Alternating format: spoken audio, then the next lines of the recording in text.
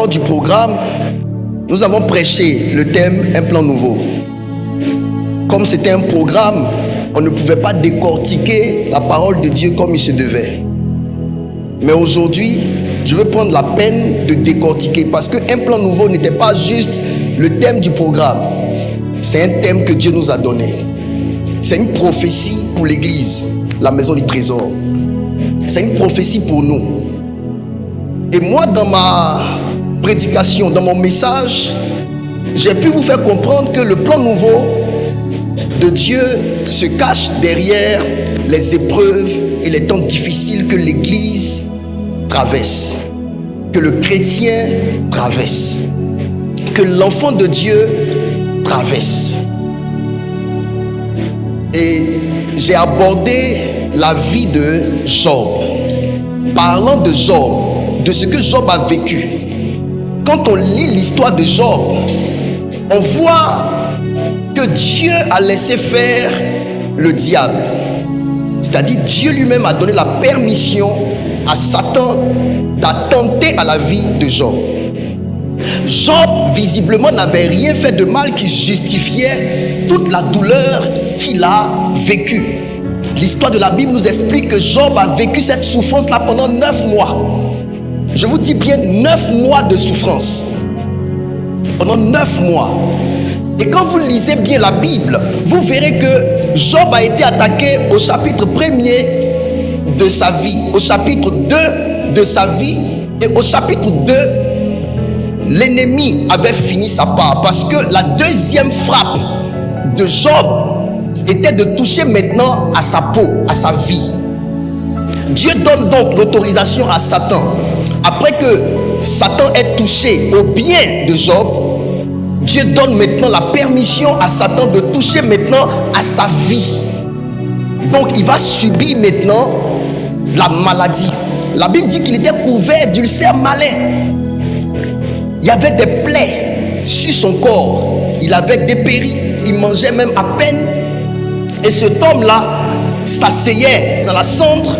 Il prenait des tessons de bouteille pour se gratter la peau. Tellement c'était difficile pour lui. Quand on parle de la vie de Job, ne pensez pas qu'on parle d'un personnage lointain. On parle de nous aussi. C'est vrai que beaucoup de personnes, beaucoup d'enfants de Dieu ne traversent pas de manière similaire ce que Job a vécu, mais de manière spirituelle, nous passons parfois par les mêmes souffrances de Job. C'est vrai que sur le plan physique, on n'a pas d'ulcère. Mais sur le plan spirituel, il peut arriver que nous ayons des ulcères. Et quand tu regardes, la Bible dit au chapitre 2 de Job que malgré tout cela, Job n'a pas péché contre Dieu. La dernière chose qui va se passer, c'est que lorsque Job vivait toutes ces choses, il a perdu ses biens et ses enfants, Satan n'a pas touché à la femme de Job. Et c'est cette femme-là qui va lui dire finalement, maudit Dieu et meurs. Suivez-moi très bien. Maudit Dieu et meurt. Il va lui dire, tu parles comme une insensée. On bénit Dieu lorsque Dieu nous donne le bonheur, mais il faut aussi bénir Dieu dans le malheur. Et la Bible dit que Job ne pécha point. Mais quand vous voyez le chapitre 2, vous vous rendez compte que la deuxième frappe de Satan n'a pas poussé Job à régner son Dieu. Satan donc n'avait plus autorisation de toucher à la vie de Job.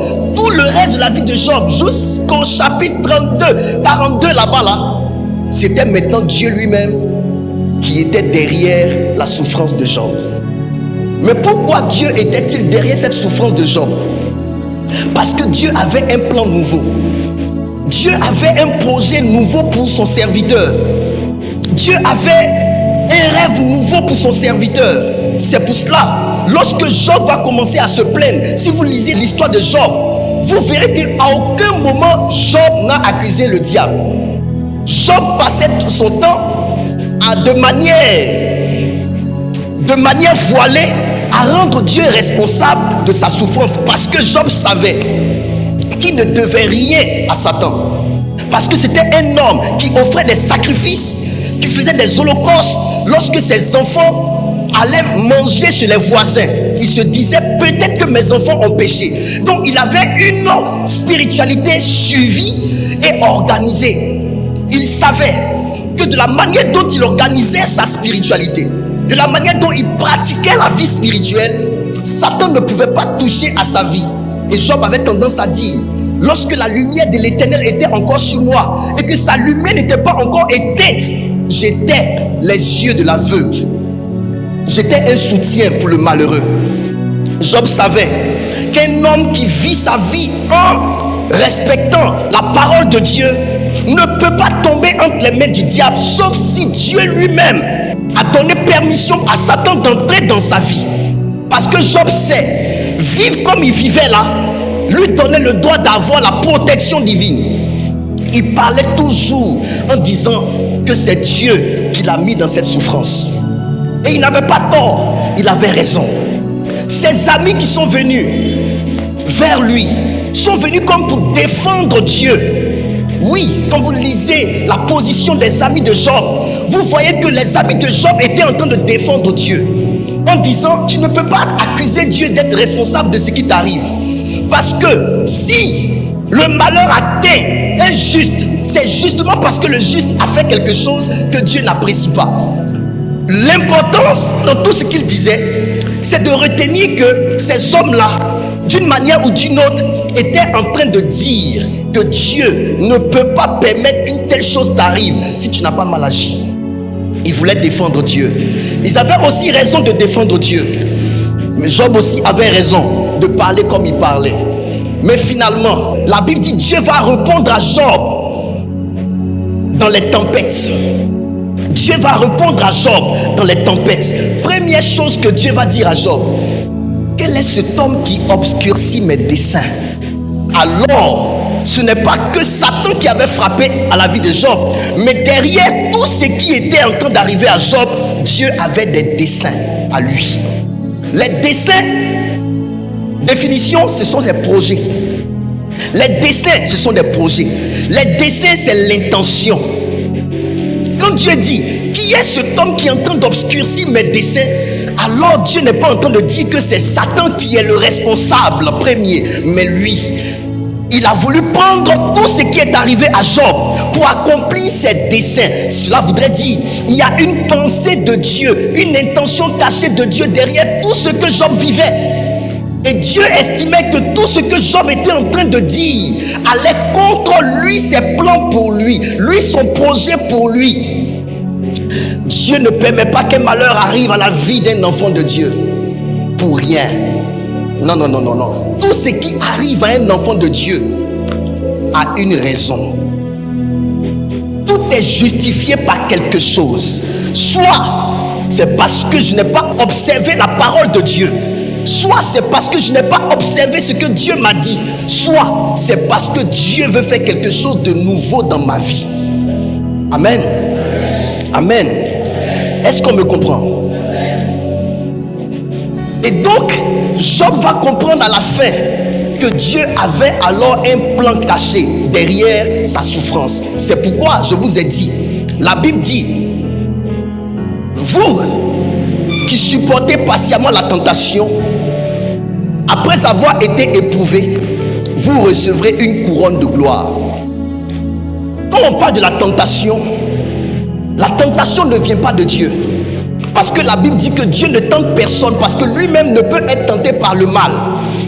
Donc quand Dieu dit, heureux ceux qui supportent patiemment la tentation, car après avoir été éprouvés, vous devez savoir que tentation et épreuve, les deux ne sont pas les mêmes mots.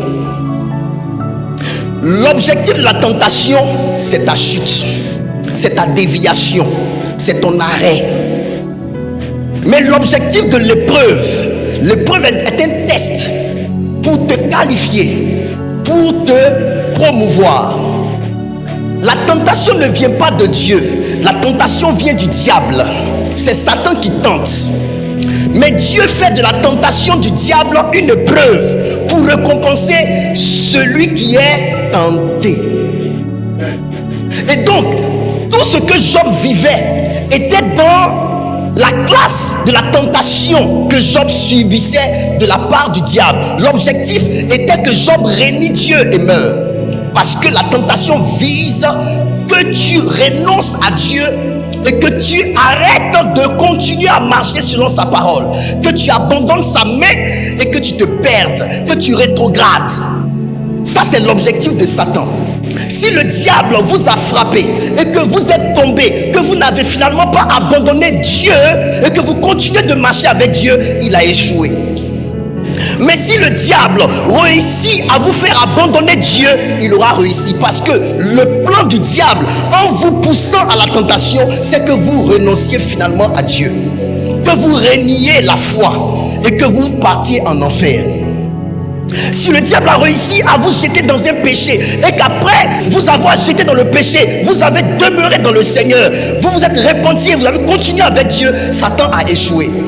Parce que l'objectif du diable n'était pas de vous jeter que dans le péché, c'est de vous jeter dans le péché pour que, étant dans le péché, vous abandonniez finalement le Seigneur.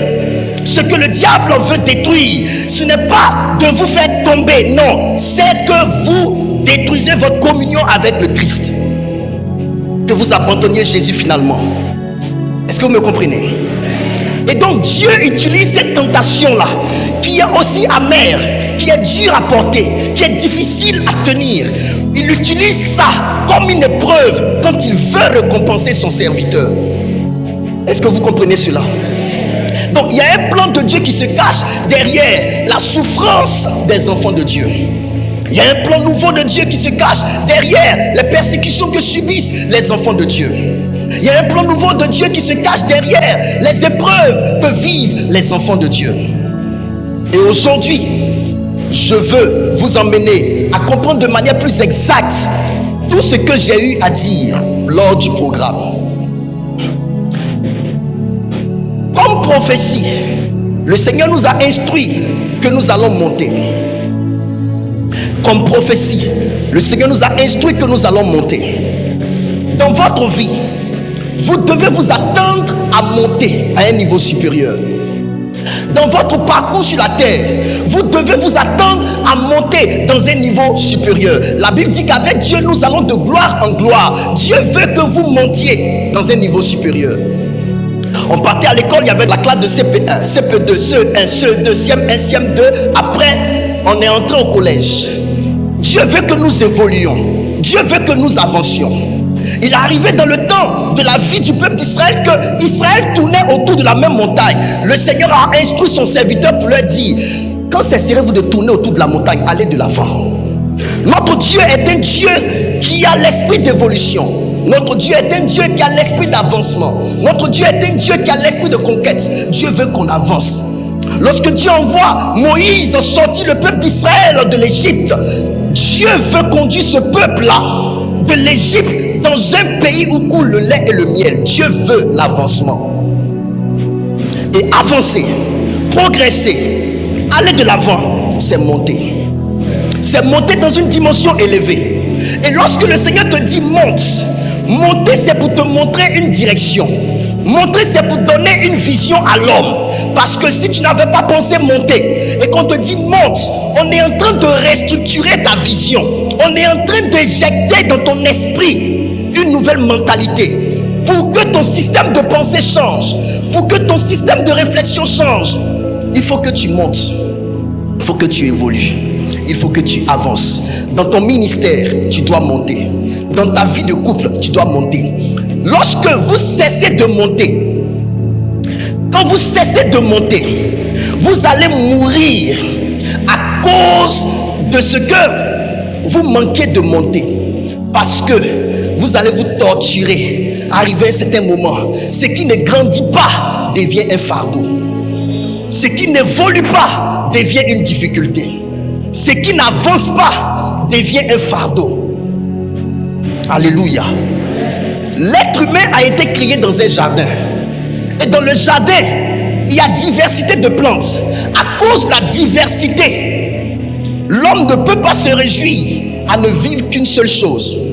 Quand tu es dans ta maison et que la maison a un certain décor, un an tu peux supporter le décor de ta maison. Mais arrivé à une autre année, tu vas être fatigué de la peinture. Tu vas être fatigué du décor. Tu vas être fatigué de regarder la même télé. Tu vas être fatigué de porter les mêmes habits. Tu vas être fatigué de voir ta femme ne pas se renouveler. Tu vas être fatigué de voir ton homme ne pas se renouveler. L'homme est né dans un contexte de renouvellement. Et quand votre vie n'est pas renouvelée, quand votre vie ne change pas positivement, vous êtes fatigué. Amen. Toujours c'est les mêmes choses. Quand vous mangez les mêmes plats, arrivé à un certain moment, votre corps rejette la nourriture. Parce que tu manges matin à Tiéké, le soir Garba, le soir tu manges Plakali, même sauce, djumblé, même. Avant de manger les mêmes choses, à un certain moment tu te fatigues. Parce que Dieu nous a créés pour que notre esprit se renouvelle. Dieu nous a créés pour que nous puissions aller de l'avant. Dieu nous a créés pour que nous puissions renouveler les choses. Tu portes les mêmes habits. Arrivé à un certain moment, tu vas vouloir changer ta garde-robe. Parce que les mêmes choses vont te fatiguer. Ce qui ne change pas fatigue.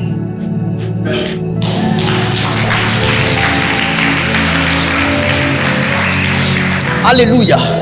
Ce qui ne se renouvelle pas fatigue. Même les salaires fatiguent finalement.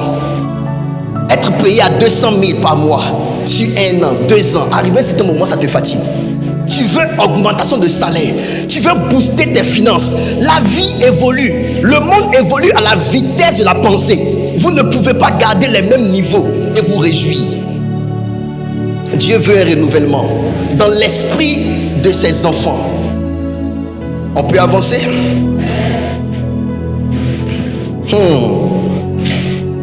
Aujourd'hui, je vais vous ouvrir mon cœur pour vous parler réellement. Apocalypse chapitre 4, versets 1 à 6. Je reviens sur ce verset. Après cela, je regardais et voici, une porte était ouverte dans le ciel. Première chose que je veux te faire remarquer, le ciel est constitué de portes. Autant Jésus, en parlant de l'église, a dit, les portes du séjour des morts ne prévaudront point contre elle. Si le séjour des morts a des portes, vous devez savoir que le séjour des vivants a aussi des portes. Le ciel est constitué de plusieurs portes. Et l'homme qu'on appelle Jean est en train de dire, après cela je regardais et voici, une porte était ouverte dans le ciel. Ma prière pour toi ce matin, c'est qu'une porte s'ouvre pour toi dans les cieux. Une porte d'élévation, une porte de sagesse, une porte de grandeur, une porte d'humilité, une porte de consolation, une porte de paix, une porte d'avancement. Que ces portes-là s'ouvrent dans vos vies, dans le ciel, au nom de Jésus-Christ. Lorsque tu veux expérimenter une chose, tu dois t'attendre à ce qu'une porte s'ouvre devant de toi. Lorsque tu veux expérimenter une nouvelle vie, tu dois t'attendre à ce qu'une porte s'ouvre devant de toi. Lorsque tu veux expérimenter des finances que tu n'as jamais expérimentées, tu t'adresses à une porte. On appelle cette porte-là les portes des finances. Il y a des portes de l'onction, il y a des portes de dimension. Alléluia. La première voix que j'avais entendue comme le son d'une trompette et qui me parlait dit, monte ici et je te ferai voir ce qui doit arriver dans la suite. La première voix que j'avais entendue écrit ceci: tu n'es pas autorisé à entrer dans les portes du ciel tant qu'une voix ne t'y a pas invité. Tu n'es pas autorisé à entrer dans les portes du ciel tant qu'une voix ne t'y a pas invité. Tu n'es pas autorisé à entrer dans les portes du ciel tant qu'une voix ne t'y a pas invité.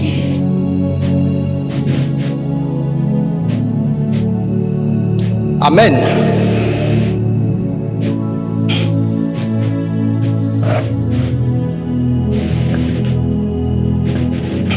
On peut avancer? Deuxième vérité que j'aimerais te partager. J'aimerais te parler de la grande guerre qui existe au milieu des chrétiens. S'il y a une guerre qui existe dans l'homme, dans le chrétien et dans le monde, au-delà de toutes les guerres que vous voyez, les guerres où les gens utilisent des armes physiques pour tirer, tuer les gens, vous devez savoir que lorsque vous voyez un homme prendre un fusil et tirer sur un autre homme, le fusil n'est qu'un instrument. Le fusil n'est que l'interprète d'une voix qui anime l'homme. Est-ce que vous comprenez cela?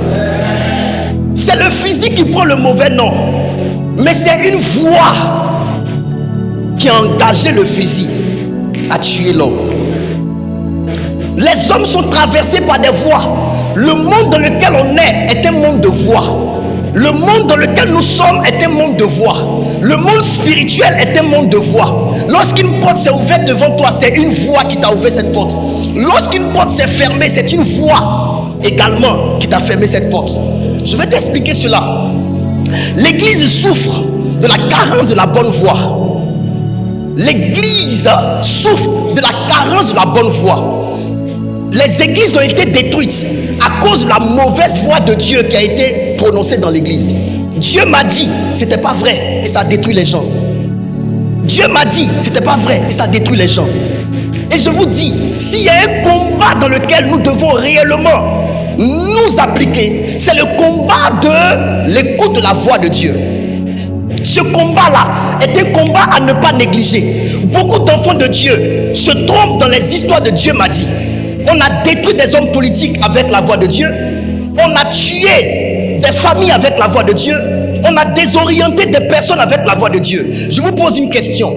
Quel était le problème de Pharaon quand il a eu le songe? Pharaon a eu un songe. Le songe est un film. Et dans ce film-là, il fallait dégager la voix de Dieu dans ce film. D'où l'interprétation. Quand on parle de l'interprétation, on parle de la traduction littérale de ce que le songe veut dire.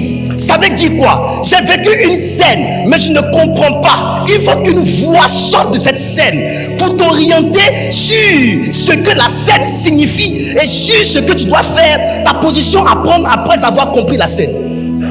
Et là, les satrapes, les magiciens qui étaient là, ont pu dire à l'homme, ce que tu as expliqué là, on ne peut pas te donner la réponse.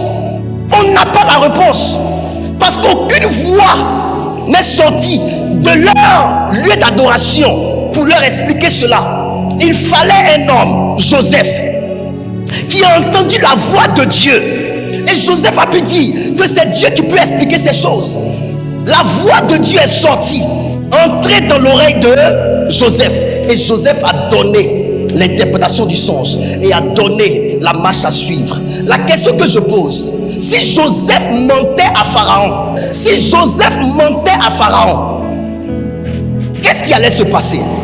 Vous savez, dans ce test de la vie de Joseph, j'apprécie les magiciens, les satrapes de Pharaon. Vous savez pourquoi je les apprécie? Parce que les magiciens et les satrapes de Pharaon n'ont pas été comme certains prophètes qui, quand ils n'ont pas entendu, disent forcément quelque chose. C'est des hommes responsables.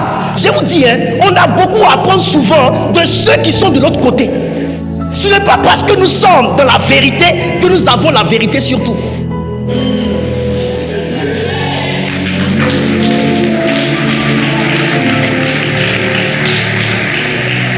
Le pasteur qui sert Jésus, il sert dans la vérité, mais il peut te mentir.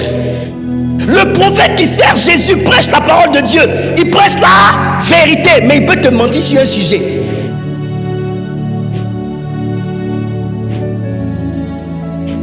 Si Jésus n'avait pas été fort, l'homme qui était censé le baptiser pour que le ciel s'ouvre sur sa tête allait le tromper. Est-ce que parce qu'on est serviteur de Dieu, on est à l'abri de mentir? C'est faux. Est-ce que parce qu'on est prophète, on est à l'abri de mentir? C'est faux. Est-ce que parce qu'on prêche à la chair, on est à l'abri de tromper les gens? C'est faux. C'est pour cela, nous devons servir Dieu avec crainte et tremblement. Avoir de la sagesse pour toujours interroger notre papa véritablement, et quand notre père même ne nous dit rien, interroger la voix de la sagesse avant de parler. Les satrapes savaient que s'ils expliquaient le songe de Pharaon, ils allaient monter en grade dans le cœur de leur maître. Attends, un songe qui me tourmente, tu me donnes l'explication, mais tu rentres dans mon cœur. Est-ce que vous savez ça? Tu rentres dans mon cœur. Du coup, la confiance s'établit entre Pharaon et le satrape qui a interprété le songe. Ce n'est pas ce qui s'est passé entre Pharaon et Joseph après. Il y a eu une confiance qui s'est établie au point où il lui a donné la place la plus importante après lui. Pourquoi? Parce que l'homme a donné l'explication du songe correctement. La question que je pose, pourquoi les satrapes ont eu cette humilité de dire qu'ils n'ont pas la réponse? Et nous les prophètes, quand on n'a pas de réponse, on veut forcément dire quelque chose. Il y a trop de risques dans cette histoire de voix de Dieu. Il suffit que tu dises Dieu m'a dit. Il y a des personnes qui ne chercheront même pas à fouiller pour chercher à savoir si c'est vrai ou faux. Ils vont te suivre et c'est là où tu vas les détruire si ce que tu as dit n'est pas de Dieu. Et quand on parle de la voix et qu'on dit stop, mettons de la sagesse et de la maturité dans les choses de l'esprit. Il y a des gens qui pensent qu'on est contre leur manifestation, leur exercice de don spirituel. Écoute-moi très bien. Les histoires de voix de Dieu, moi je te dis, au-delà de l'exercice de don spirituel, des vies sont engagées, des destinées sont engagées, des familles sont engagées. Toi tu prends ça pour t'exercer sur les gens, mais tu ne sais pas que tu es en train d'induire les gens en erreur. Les hommes que Dieu te donne ne sont pas des cobayes pour que tu fasses des tests de ton don spirituel sur eux.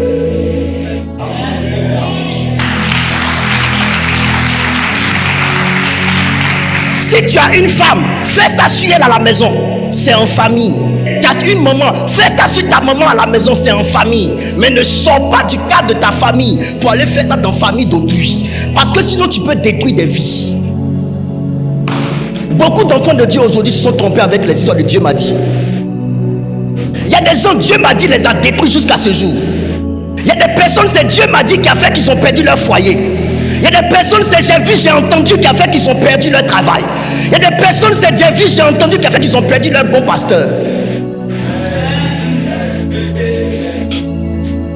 Je peux parler? Maturité des satrapes, des magiciens. On n'a pas compris, on n'a pas l'interprétation, on ne dit rien.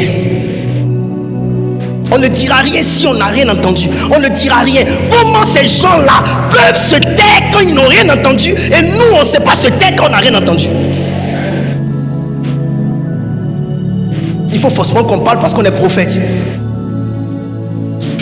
Le prophète aussi, c'est celui qui sait mais qui se tait. Suis-je en train d'accuser ceux qui parlent? Non, mais je dis, la grande leçon que Dieu donne à un véritable prophète, c'est la leçon du silence. Si tu ne sais pas te taire, tu ne sauras pas obéir. Si tu ne sais pas te taire, tu ne sauras pas obéir.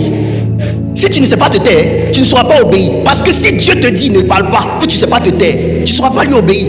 Tu parles toujours, tu parles tout le temps. C'est la voix qu'il a entendue.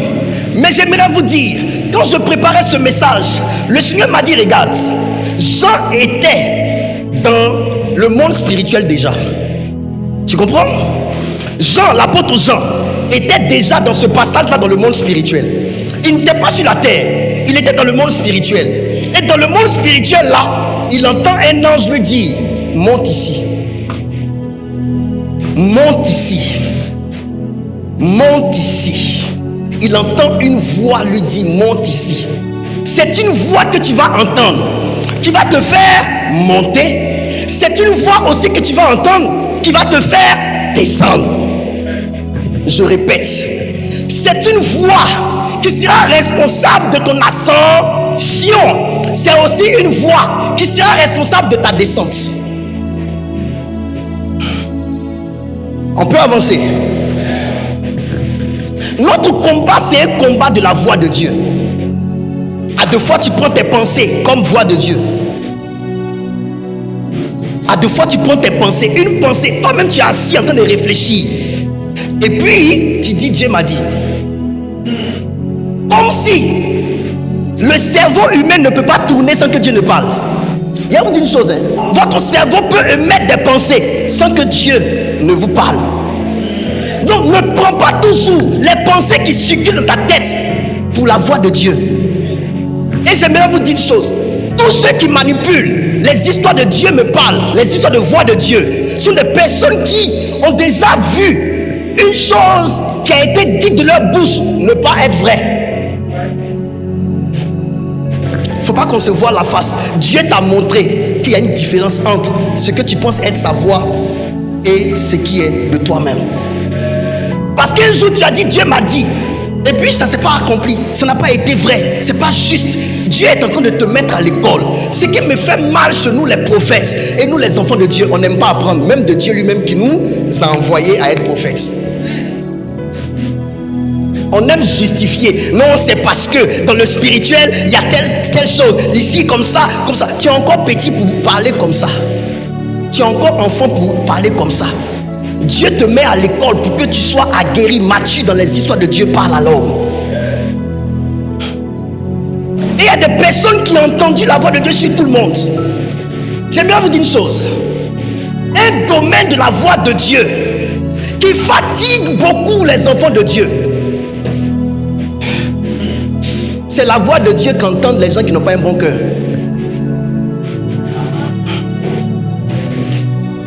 Ça là, ça détruit. Quand quelqu'un n'a pas un bon cœur, il entend la voix de Dieu, il faut le fuir. Quelqu'un n'a pas bon cœur, il entend la voix de Dieu. Non, non, non, il entend la voix de son cœur. Parce que quelqu'un qui a des pensées négatives, qui entend la voix de Dieu, a des pensées négatives, a des voix de Dieu négatives sur tout le monde. Quand il rentre dans une église, l'homme de Dieu là, il a déjà vu, il est mauvais. Quand il rentre là, la soeur là, elle est mauvaise. Quand il rentre là, lui, il est mauvais. Quelqu'un vient, il fait offrande, il a vu que c'est de l'orgueil. Quelqu'un vient, il danse devant les gens, il veut se faire voir. Il est comme ça, négatif sur tout. Et lui, Dieu lui parle. Je peux te parler? Je ne suis même pas encore dans mon message. Je parle de la voix de Dieu. À quel moment l'homme qu'on appelle Jean va entendre la voix des êtres du ciel? 3 ans après son ministère, marche avec Jésus. Ils ont marché 3 ans et demi avec Jésus. C'est après ça que ces hommes-là vont commencer à entendre maintenant la voix de Dieu. Qu'est-ce que je veux te dire? Ne sois pas sûr d'avoir entendu la voix de Dieu si tu n'as pas entendu d'abord la voix de l'homme de Dieu Jésus. Jésus qui était sur la terre n'était pas Dieu. C'était l'homme de Dieu. Il avait enlevé son manteau d'égal avec Dieu. Il est descendu comme un simple homme marchant avec les gens. C'est pourquoi il avait besoin d'être oint par l'Esprit Saint. Dieu n'a pas besoin d'être oint par le Saint-Esprit.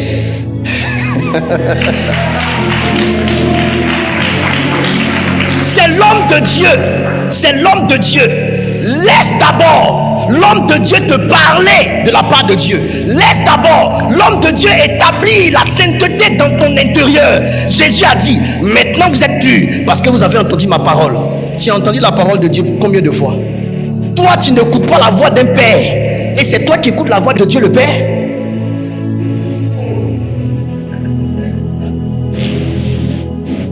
Jean a écouté Jésus. Quand ils étaient avec Jésus, ils ne cherchaient pas à entendre la voix de Dieu. Parce que Jésus était la voix de Dieu pour eux. Toi, tu t'ennuies quand ton père spirituel te parle. Et toi, tu veux écouter la voix de qui?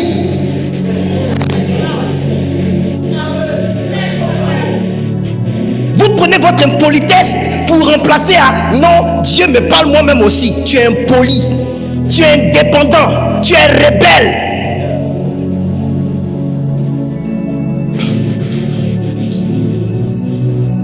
D'abord Jésus, homme de ministère, doit te parler. Pensez-vous que les disciples étaient d'accord sur tout ce que Jésus leur disait? Non. Parce qu'il avait combien de disciples auparavant? 70. Il y a certains qui ont dit, ces paroles sont trop dures à entendre.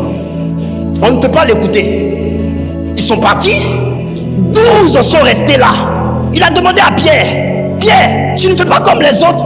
Il dit, à qui irions-nous? Tu as les paroles de la vie. Quand il dit ça, il est en train de dire, ceux qui sont constatés là, je constate pareillement. Mais un autre constat que eux ils n'ont pas fait, c'est que tu as les paroles de la vie. En dehors de toi, il n'y a pas de vie. Toi, tu es encore jeune, tu ne supportes pas ce que ton père spirituel t'enseigne. Tu es devenu l'examinateur de ton père. Petit, tu n'es pas mon fils. Tu n'es pas le fils de cet homme de Dieu que tu écoutes.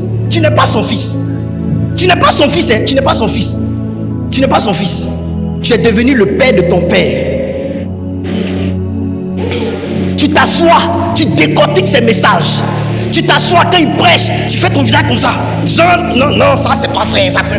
Toi, tu n'es pas un enfant. Tu n'es pas un enfant spirituel. Tu es rebelle et tu ne sais pas que tu es. En fait, c'est toi qui ne sais pas que tu es rebelle. Sinon, tout le monde sait, même le ciel sait. Même le ciel sait. Pierre, avec son âge, s'est soumis à Jésus. Il écoutait Jésus. Ils ont écouté d'abord pendant 3 ans et demi l'homme de Dieu Jésus, avant que ces gens-là ne reçoivent le Saint-Esprit et ne commencent à s'habituer à la voix de l'Esprit. Et Jésus a dit, l'Esprit de Dieu viendra sur vous et il vous conduira dans toute la vérité. À partir du moment où l'Esprit maintenant vient sur vous, c'est lui maintenant qui va vous conduire dans toute la vérité. Mais on ne conduit que quelqu'un qui obéit. L'Esprit de Dieu ne vient pas te conduire s'il n'a pas testé ton obéissance auparavant au pied de ton Père, l'homme de Dieu qui est grand pour t'enseigner. On ne conduit pas un rebelle. Le rebelle résiste. Tu viens à l'église quand tu veux, tu fais comme tu veux. Qui est aussi ta tête? Tu sors de la maison de ton papa sans dire papa je sors, je vais dans tel endroit. Tu rentres à l'heure que tu veux, à 23h pendant que papa dort, maman dort. Tu n'es pas un enfant. Tu n'es pas un enfant. Tu préviens pas quand tu sors. Tu n'es pas un enfant. Ou bien tu te soucies de ton fils. Tu ne sais pas où il est. Tu entends dire il est là-bas. Tu apprends à des autres. Lui-même te dit rien. Tu n'es pas un enfant. Tu es un rebelle. Et méfiez-vous, vous les chrétiens qui écoutez la voix des prophètes rebelles. Ils n'ont pas de père et vous les appelez papa.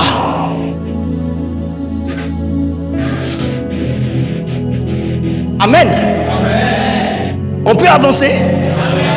La voix de Dieu. Avant que tu ne sois sûr que c'est Dieu qui te parle, il faut d'abord avoir écouté la voix de celui que Dieu a mandaté dans ta vie. C'est lui qui va t'éduquer, t'instruire. Écoutez, on a lu un passage ici le dimanche dernier.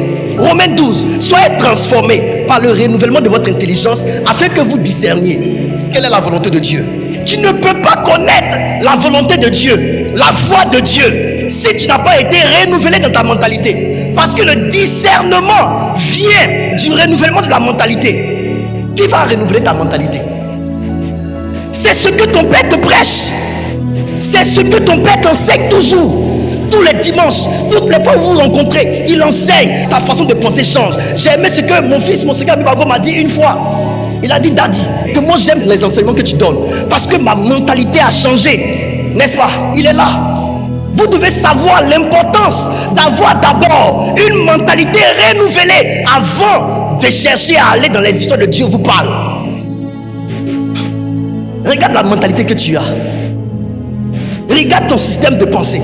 Regarde ta façon d'être. Comment Dieu peut te parler comme ça? Tu n'es pas obéissant. Tu ne connais pas les valeurs, le respect de l'autorité. Tu ne connais pas toutes ces choses.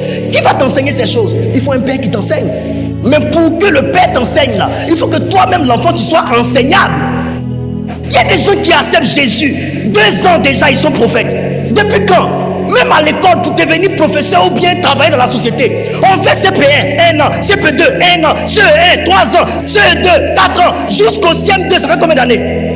Jusqu'en tu appelles 6e, jusqu'en terminale. Ça fait combien d'années encore? Après ça maintenant là, tu vas à l'université. Combien d'années? Avant que tu ne travailles.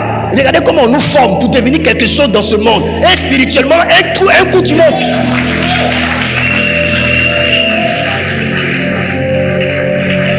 Spirituellement là, le spirituel qui est plus exigeant que le monde physique là, c'est ça qui va être facile. Tu acceptes Jésus, tu n'es pas encore converti, tu es prophète. Tu acceptes Jésus, tu n'es pas encore converti, tu es apôtre. Tu acceptes Jésus, tu n'es pas encore converti, tu es pasteur. Il vous a dit que Dieu a tant besoin de vous aussi vite.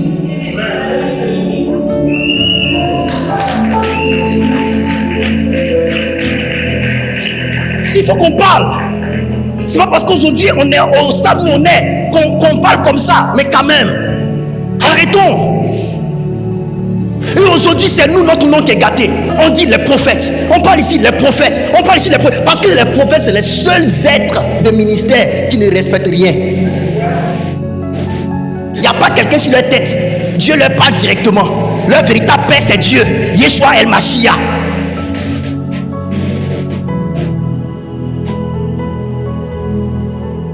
C'est pourquoi tu vois, il n'y a pas de souci.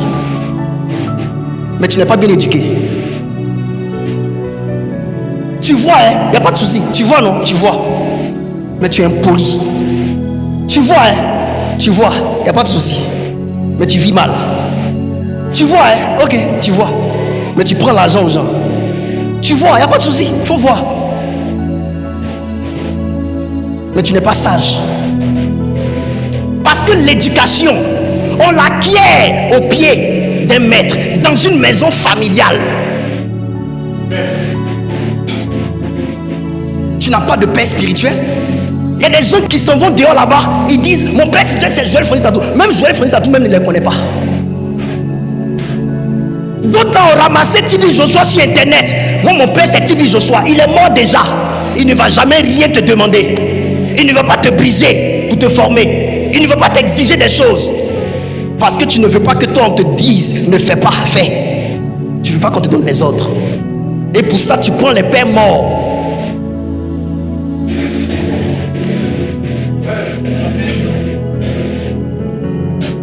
Je parle à la nouvelle génération. Mon bureau que vous voyez aujourd'hui, je ne suis pas devenu très grand, mais les quelques personnes qui me parlent, les hommes de Dieu prophètes, commettent trop d'erreurs. Notre nom est gâté dans tous les pays, je vous dis. Tu vas parler là-bas, on dit c'est un prophète qui a détruit là-bas. Tu vas venir ici, on dit c'est une prophétesse qui a gâté ici. Tu vas aller là-bas, on dit c'est un prophète. C'est nous qui faisons toutes sortes d'actions prophétiques. Il n'y a pas de problème. Mais on a fait des actions même qu'on ne trouve même pas utiles dans la vie. C'est toujours nous. Mais c'est parce qu'on n'est pas bien éduqué. Et parce qu'on n'a pas accepté de s'asseoir au pied d'un homme de Dieu pour apprendre. Et les chrétiens aussi, on aime entendre des bonnes paroles, les prophéties. On nous enseigne, on ne va jamais écouter. On a qu'à dire quelque chose sur notre vie. Maintenant, le jour où on dit quelque chose sur ta vie, on te dit tu pêches trop, abandonne le péché. Tu trouves que ce n'est pas une bonne prophétie. Parce que toi, prophétie est égale à bonne nouvelle.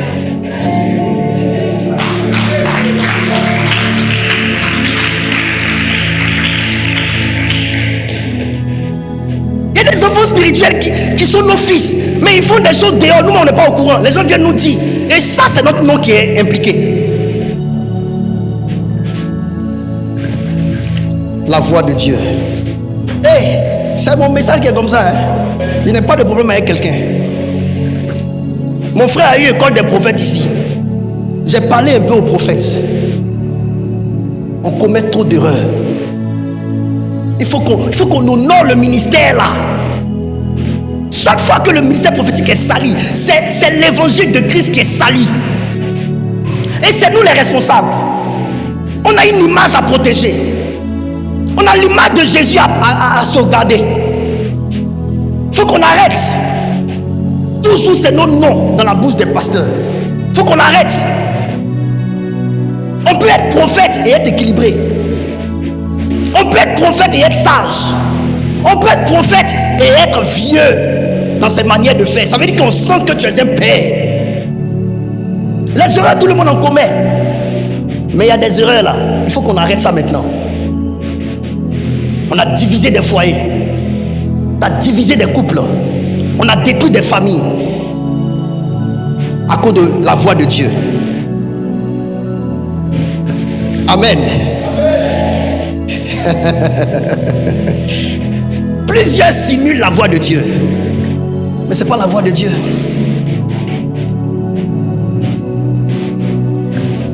On peut avancer.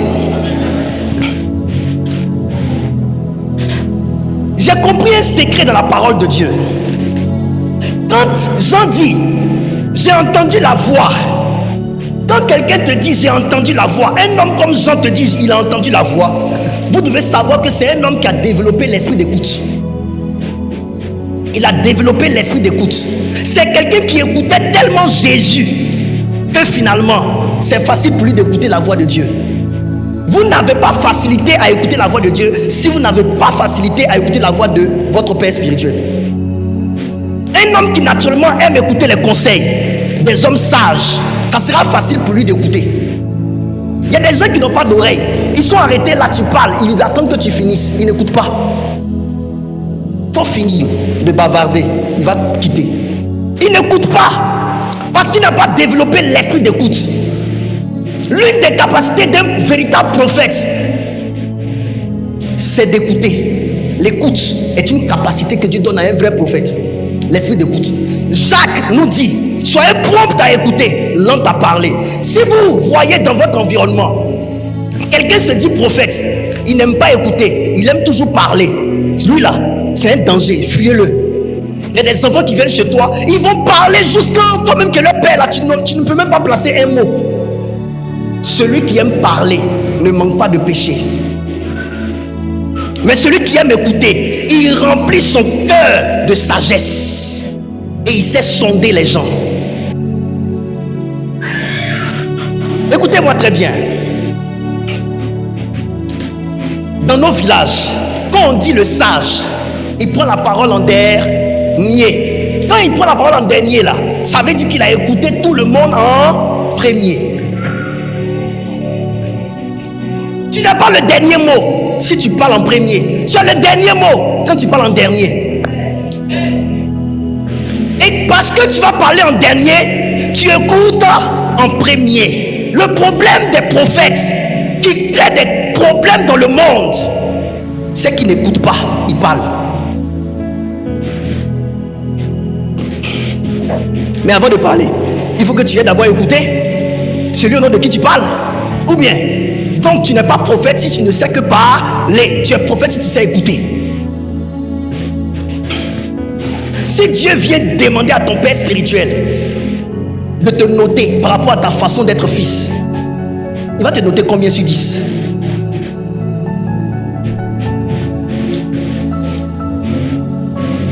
J'ai horreur des gens qui à peine dans l'église nette, ils sont prophètes. J'ai horreur de ça. Moi, j'ai commis des erreurs, hein. Mais ça là, ça fait pas partie de mes erreurs. J'ai été un enfant soigné. Même l'archevêque Kodia, qui est un père à moi, quand il m'a demandé d'aller établir une église, parce que sa grande soeur lui a dit que Dieu m'utilise trop, il lui a dit, papa, je suis encore un enfant, je vais apprendre. Il est là, il n'est pas encore mort, il peut témoigner. Mais aujourd'hui, on a des jeunes qui veulent prêcher partout, prendre le micro partout. Nous, on fuyait ça, jusqu'aujourd'hui, je fuis ça. Et tu as tellement parlé partout. On a vu que tu ne vaux rien. Tu es vide. La valeur d'un homme se trouve dans sa capacité à se cacher et à être rare.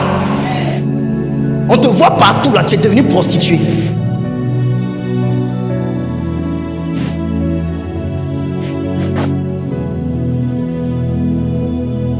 Je suis un mystère. Pour ceux qui me connaissent, je suis un mystère. La chérie d'un prophète, elle m'a appelé, elle dit, hey! Elle m'appelle mon grand frère. Mon grand frère, tu es mystérieux. Je vois tous tes frères là à Recharge 21. Mais toi, tu n'es pas là-bas. Quand ils vont finir, je sais que tu vas partir. Que tu es mystérieux. Là où on t'attend, tu n'es pas là. Là où on t'attend pas, c'est là que tu es. C'est ça un mystérieux. J'ai dit à un prophète, la communication autour d'un homme de Dieu peut le présenter comme un éléphant, alors qu'en vrai, c'est une souris. Tu le rencontres, c'est là que tu te rends compte que c'est souris.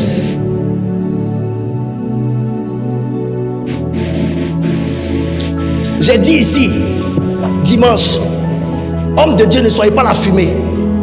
La fumée, on n'envoie pas la fumée. La fumée se lève seule. La fumée s'en va dans les endroits. On peut mettre feu ici. Quelqu'un de là-bas, loin, va voir la fumée là-bas. Alors que sa provenance là, c'est ici. La fumée s'éparpille.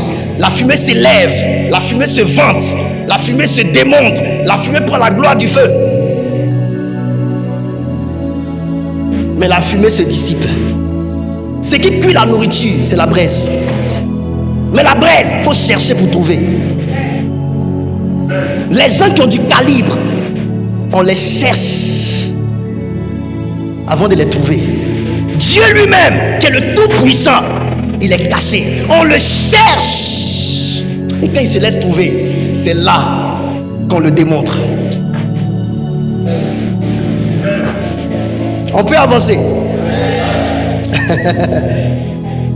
Écouter est un exercice spirituel qui aiguise notre esprit d'écoute. Il y a écouter et puis il y a l'esprit d'écoute. À force d'écouter, tu vas aiguiser ton esprit d'écoute. L'esprit d'écoute, c'est quoi?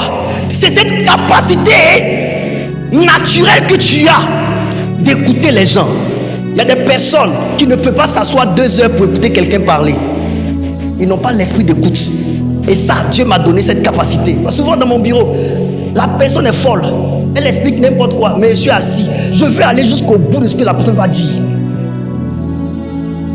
Parce que je ne saurais pas vraiment quel conseil lui donner si je ne l'ai pas véritablement écouté et compris.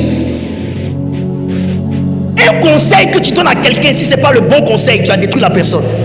Faisons attention. Tout ce qui se présente, homme de Dieu crée la foi dans l'homme. Je répète, tout ce qui se présente, homme de Dieu crée la foi dans l'homme. Quand tu te présentes comme homme de Dieu, les gens en même temps commencent à avoir foi en toi. Il y a des jeunes qui vont croire en toi. Il y a des mamans qui vont croire en toi, vont te confier leur vie. Parce que tu t'es présenté comme étant un homme de Dieu. Maintenant, si tu n'es pas un vrai, tu as détruit cette maman.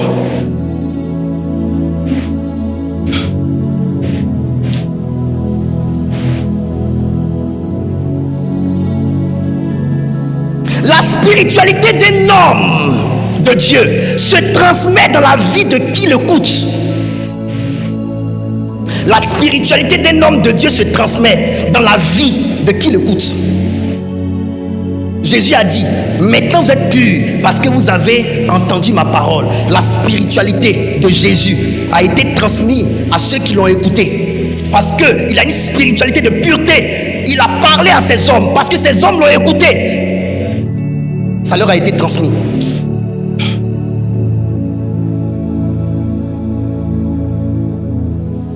Amen. Je vais vous dire une chose. La nature de celui qui vous enseigne se transmet à vous. Vous tous qui m'écoutez ici, qui vraiment m'écoutez et qui m'aimez, qui aimez ce que j'enseigne, vous aurez ma manière de penser, ma manière de faire. On ne devient pas le contraire de la personne qu'on écoute. On devient la personne qu'on écoute. C'est pourquoi lorsque les disciples de Jésus parlaient, Pierre et Jean, ils parlaient avec assurance. Les hommes qui étaient autour ont dit, mais c'est des gens sans instruction. Et la Bible dit, ils reconnurent qu'ils ont été disciples de Jésus. Pourquoi? Parce que leur façon de parler a révélé de qui ils ont tenu cette nature d'assurance. Tu es mon fils et puis tu es différent de moi. Il y a des gens qui me demandent, qui me disent, on a vu ton fils tel. Il dit, moi mon fils, c'est pas mon fils. Ton père même ne te reconnaît pas.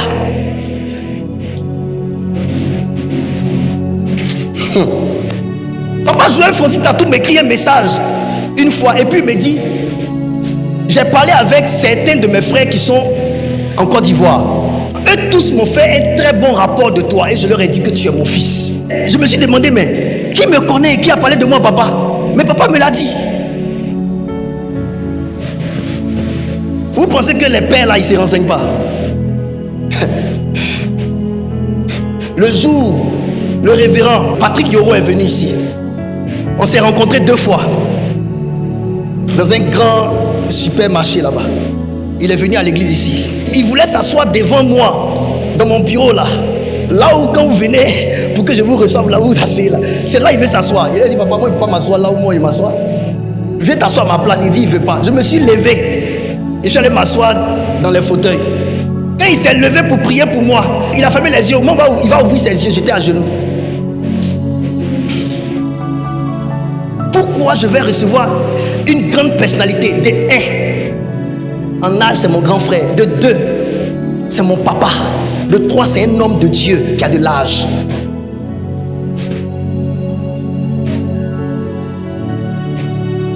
On peut avancer. Dans l'écoute, il y a l'attention. Dans l'écoute, il y a l'attention. Virgule, la concentration. Dans l'écoute, il y a l'attention, la concentration. Si quelqu'un est en train de t'écouter, qu'il est distrait, il ne t'écoute pas. Celui qui t'écoute est concentré.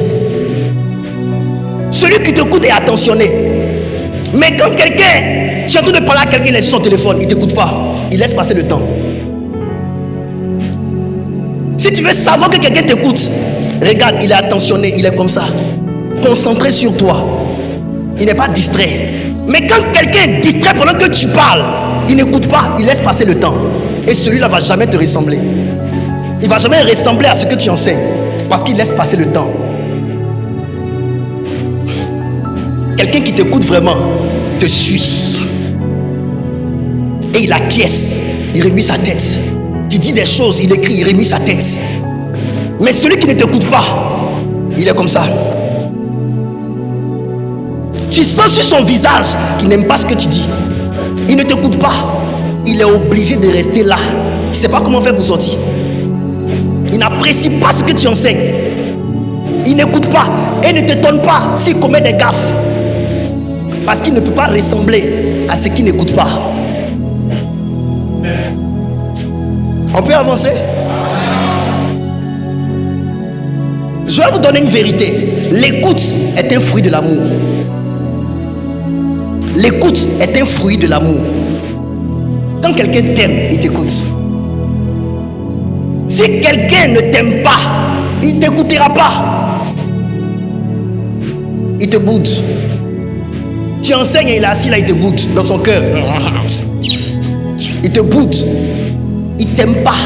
J'ai dit, quand quelqu'un t'aime, la personne est attentionnée, la personne t'écoute, la personne te suit. Vrai ou faux? Ça mérite un banc.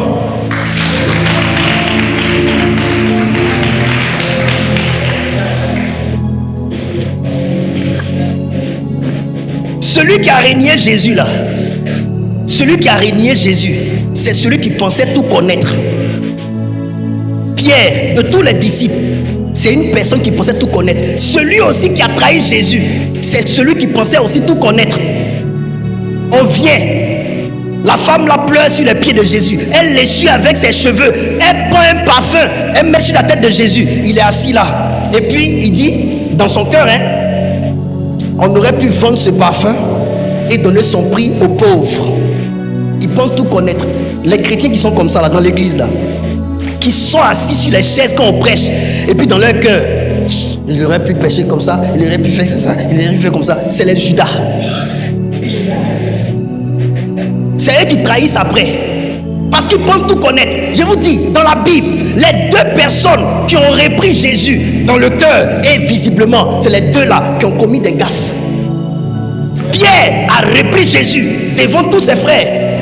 Quand Jésus a dit qu'il allait mourir, il a repris devant ses frères. C'est quelqu'un qui pensait connaître plus que Jésus parce qu'il était son grand frère. L'âge a trahi Pierre. Pierre a régné. Regarde-toi, tu peux parler comme ça, rudoyer ton maître devant tes frères. Parler comme ça devant tes frères et puis on parle de la mort, tu as peur. C'est un peureux qui pense connaître les choses. Judas, lui, il ne faisait pas pour lui ouvertement, c'était dans son cœur. Finalement, c'est pas lui qui l'a trahi, c'est pas lui qui l'a vendu. Ceux qui ne sont pas de cœur avec vous, c'est eux qui vont vous mener à la mort. L'esprit d'écoute, celui qui ne t'aime pas ne t'écoute pas. Celui qui t'écoute, c'est celui qui t'admire. Celui qui t'admire. Celui qui t'écoute, c'est celui qui t'admire.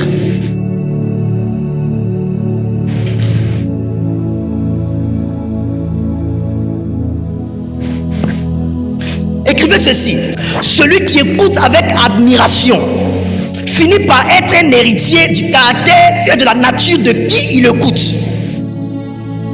Amen.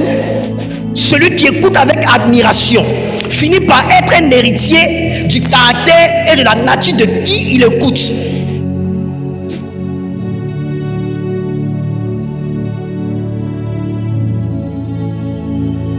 celui qui écoute avec admiration, finit par être un héritier du caractère et de la nature de qui il écoute.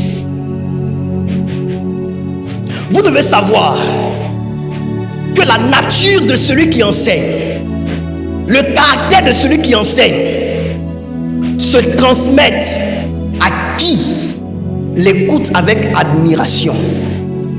Si vous écoutez un homme de Dieu que vous n'aimez pas, vous ne l'écoutez pas. Et vous ne serez jamais héritier de la nature et de son caractère. Jamais. Amen. Amen. On instruit avec ce qu'on enseigne, mais on transmet ce qu'on est. Quand je vous enseigne là, je vous instruis, mais ce que je vais vous transmettre, c'est ce que je suis. C'est pourquoi remarquez, les hommes de Dieu rebelles produisent des enfants spirituels rebelles. Même quand ils enseignent de bonnes choses, ils produisent finalement des enfants de Dieu rebelles. Vous comprenez? Je vous donne un autre signe. Si vous écoutez un homme de Dieu et que vous épousez son message, sa personne, vous aurez dans votre bouche ces mots, les mots qu'il utilise. Vous aurez parfois ses tics et ses manières de faire. Maintenant, à côté de cela, il faut garder sa personnalité et prendre ce qui est bon, ce que tu trouves utile, c'est ton père. Moi, je ressemble à mon père parfois. Mais vous verrez, ceux qui connaissent l'archevêque Odia, ils verront que parfois ma voix ressemble à celle de l'archevêque Odia. Je ne fais même pas exprès. Ça sort naturellement. Pourquoi? Parce que je l'ai écouté. Écouter, c'est épouser.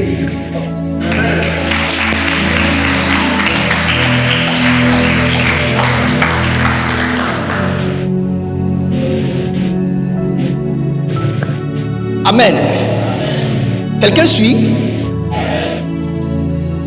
Autre vérité. Pour qui a des oreilles, Dieu a établi des points sur la terre comme des voix. L'homme qu'on appelle Jean-Baptiste a dit: je suis la voix qui crie dans le désert. Donc c'est pourquoi je dis, vous ne pouvez pas écouter la voix de Dieu si vous n'avez pas au préalable écouté les voix que Dieu a déposées sur la terre ici. Les pères spirituels, les hommes de Dieu sont des voix. Mais homme de Dieu, il ne l'est pas tant qu'il n'est pas passé par l'école de Dieu. Oui, on passe par l'école de Dieu. Dieu n'est pas pressé de vous mettre sur le tatami. Je vous donne une raison. Quand je parle comme ça, Dieu avait promis que le peuple d'Israël sortirait à la 400e année, n'est-ce pas? À Abraham, il a promis ça à Abraham, 400e année. Mais est-ce que vous savez que Israël est sorti à la 430e année? Pourquoi? Parce que Dieu a préféré empiéter sur sa parole que d'envoyer un Moïse qui n'est pas prêt en mission. Dieu ne vous enverra pas en mission si vous n'êtes pas prêt. Dieu a préféré garder Saül au trône malgré le fait qu'il était rejeté et perdre le temps à David pour que David mûrisse. Pourquoi? Parce que ça allait être un crime que d'enlever un Saül rejeté et de mettre un David, choix de Dieu, mais immature, au trône. Genèse chapitre 15, Dieu vient vers Abraham et Dieu dit: sois intègre, marche devant ma face. Intègre là vient du thème hébreu, sois mature. Sois mature. Intègre là, ça vient du thème hébreu mature.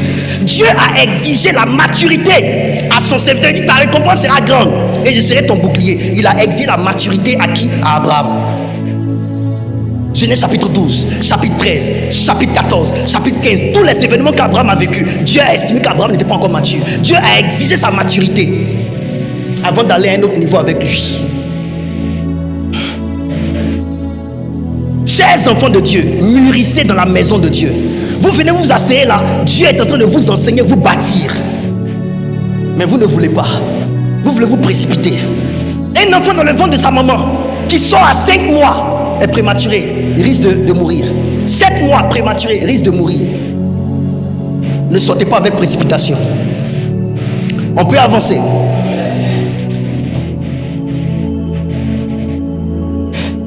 Une vérité que j'ai eu à dire la dernière fois. Je reviens sur tout ce que j'ai enseigné.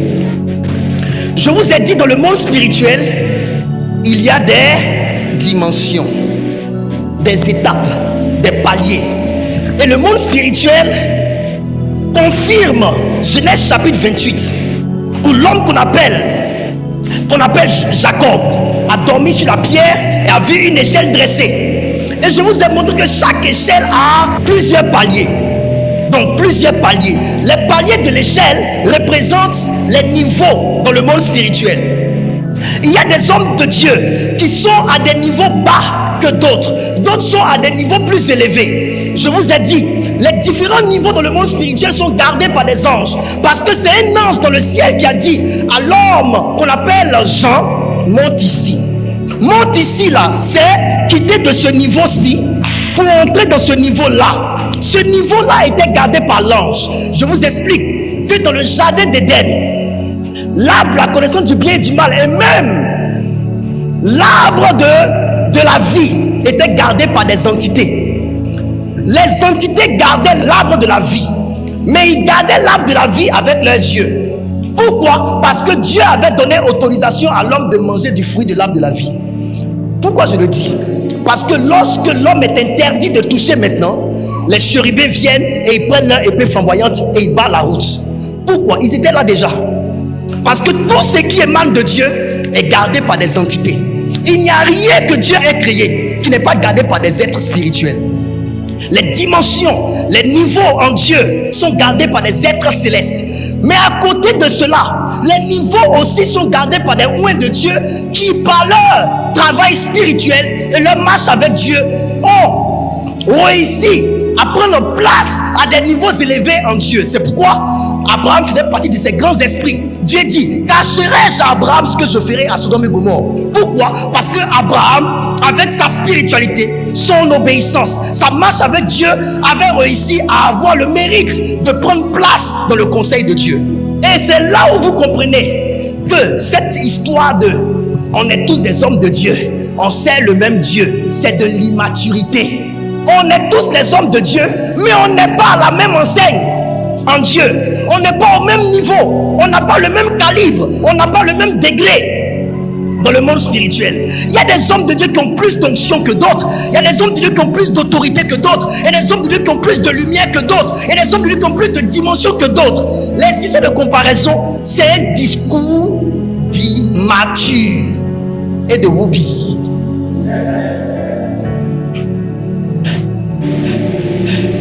Alléluia. Même dans les entreprises, tous les responsables ne sont pas à la même enseigne. Il y a le PDG, il y a le DG, ainsi de suite. On n'est pas au même niveau. Le PDG est le supérieur, n'est-ce pas? Le DG est en dessous, n'est-ce pas? Chacun a son niveau. Si le DG prend une décision, sur quelqu'un qui est en dessous de lui, ça va prendre. Mais il ne peut pas prendre de décision sur celui qui est au-dessus de lui. Ainsi, dans cette histoire de Dieu, tous les hommes de Dieu ne se valent pas. Il y a des chrétiens qui pensent que parce qu'on a tous reçu Jésus, on est tous pareils. La Bible parle de ceux qui ont reçu une mesure de grâce.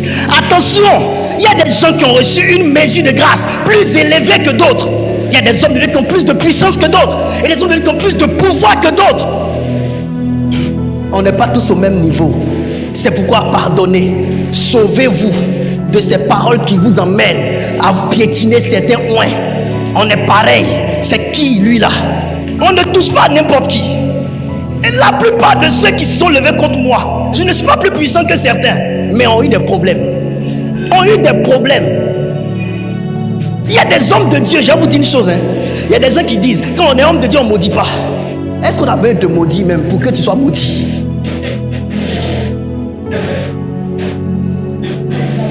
La Bible dit, tu moissonnes ce que tu as sémé. La parole de Dieu dit, ne touchez pas à mes oins. Quand tu touches, quelque chose t'arrive. Jésus a dit avec tout l'amour qu'il a, je suis une pierre Celui sur qui je tombe se brise. Celui qui tombe sur moi se brise. C'est Jésus qui aime tout le monde qui dit ça. Il est préférable de faire de lui ton allié que de faire de lui ton ennemi. J'aimerais vous dire, les niveaux dans lesquels Dieu élève certains de ses oins, ça amène à être dans les interdits onctionnels. Ils deviennent des interdits onctionnels. Tu les touches, tu as problème.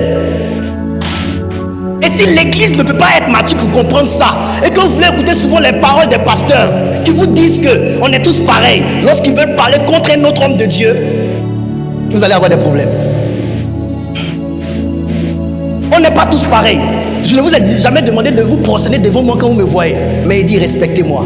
Les niveaux élevés, les niveaux de dimension sont gardés par des oins également. Parce que dans Apocalypse chapitre 1, chapitre 2, on parle des anges en faisant allusion à des autorités établies sur l'église. Donc quand on parle d'anges, anges, ce n'est pas seulement des êtres célestes. Anges, c'est aussi des autorités établies à la tête des églises. Attention, il y a des hommes de Dieu qui sont très puissants. Il y a des hommes de Dieu qui sont très puissants. Il y a d'autres qui sont en voie d'être puissants. Et j'aimerais vous dire, la dimension spirituelle d'un homme de Dieu n'est pas testée par le nombre de fidèles qu'il a. C'est en termes du témoignage que rendent les esprits de lui. Je répète, c'est aussi en termes du témoignage que rendent les esprits de lui. Quand je prends une fille dans ma maison, je chasse son esprit. Son esprit dit, on lui a dit de ne pas venir chez toi parce que chez toi il y a du feu. On voulait qu'elle reste dans son église, là-bas au moins on est à l'aise. Son église là, c'est une église qui est remplie de monde. Mais les esprits disent qu'ils se sentent à l'aise là-bas. Moi qui n'ai personne, les esprits disent que chez moi il y a le feu, il ne peut pas venir ici. Un pasteur peut avoir du monde sans avoir l'onction. Aujourd'hui, l'un des systèmes pour avoir du monde, c'est d'organiser les mariages dans l'église. Parce qu'au temps de Noé, l'église des temps de Noé, au temps de Noé, Noé était seul avec sa femme et ses enfants et leurs femmes. Ils étaient 8. Mais les hommes, ils étaient nombreux. Ils organisaient quoi? Les mariages et les fêtes. Noé qui avait la vérité était seul avec sa famille. La majorité, ce n'est pas toujours ceux qui ont raison. Ce n'est pas toujours eux qui ont raison. Ceux qui sont nombreux ne sont pas toujours ceux qui ont raison. Vous pouvez être seul dans votre voie et avoir la raison. Jésus était seul dans son organisation. Il n'avait pas tort pour autant. On peut avancer? Jean le chapitre 11, verset 45 au verset 54. Monte ici.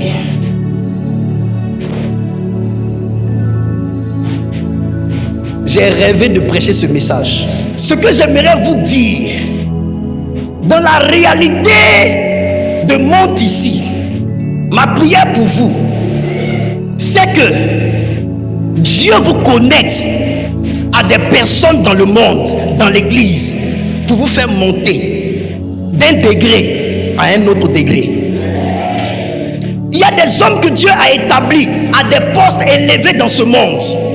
Si ces personnes-là, vous avez gagné leur cœur, elles vont vous faire monter d'un niveau à un autre. Dans le monde dans lequel vous voyez, ils ne sont pas tous chrétiens, mais Dieu leur a donné des responsabilités élevées. Le ministre de sport peut te prendre, t'envoyer dans un niveau élevé. Le ministre de l'énergie peut te prendre, t'envoyer à un autre niveau. Le ministre de quel peut te prendre, te mettre à un niveau, parce qu'il a reçu le droit d'être à un niveau élevé. Tout ce que tu dois faire, c'est de gagner le cœur de cette personne. Il y a des hommes de Dieu qui, dans la dimension spirituelle, ont un niveau. Il peut te prendre comme ça, prier pour toi, et puis le ministre qui est sur la terre ici se souvient de toi. Pourquoi? Parce qu'il a autorité dans le monde spirituel sur le ministère là. Dans le monde spirituel, le ministre qui est là, dans le pays, est son collègue.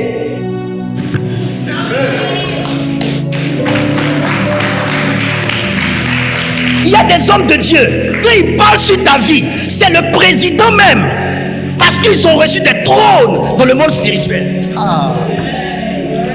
Lui, il parle sur ta vie. Il prie pour toi. Tu ne comprends pas. Mais on dit, le président te veut. Le président a besoin de toi. Pourquoi? Parce que cet homme de Dieu-là, dans le monde spirituel, est assis sur un trône.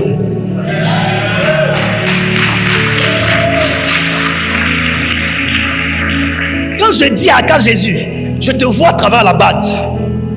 2 ans passés, je te vois à travers la batte. Papa, non, ça là, il a dit, ça ne peut pas s'accomplir. Je le prends, je prie pour lui. Je prie pour lui devant vous ici. Je fais une action prophétique pour lui. Et puis les portes de la batte s'ouvrent pour lui. Il y a dimension.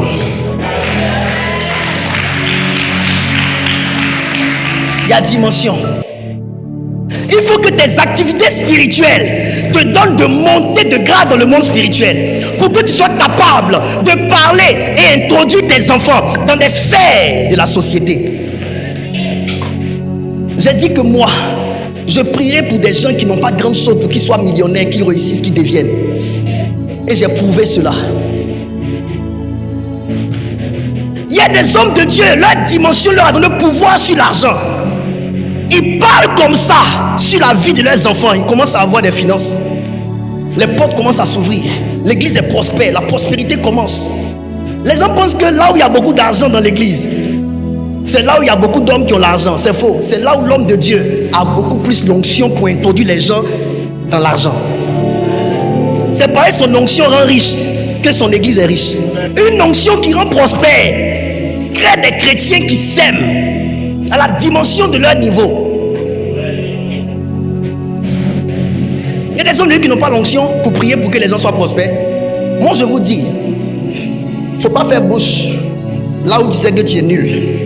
Il faut apprendre. Quand on est homme de Dieu là, c'est ce qu'il disait ici au programme. L'église doit reconnaître qu'on est loin, mais on est faible.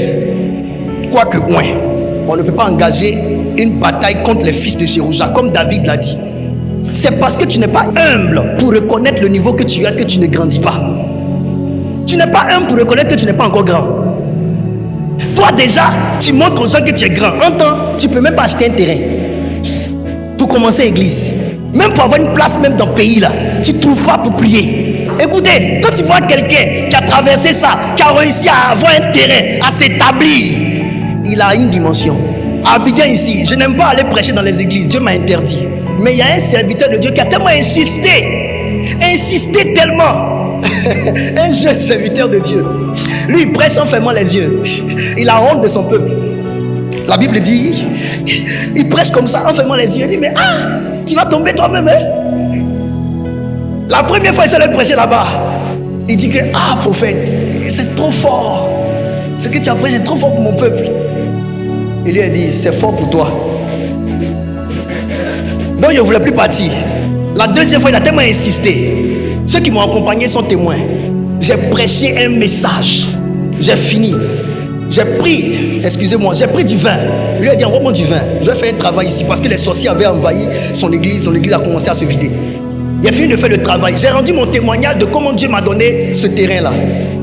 2 jours après, quelqu'un l'a appelé pour lui offrir un terrain.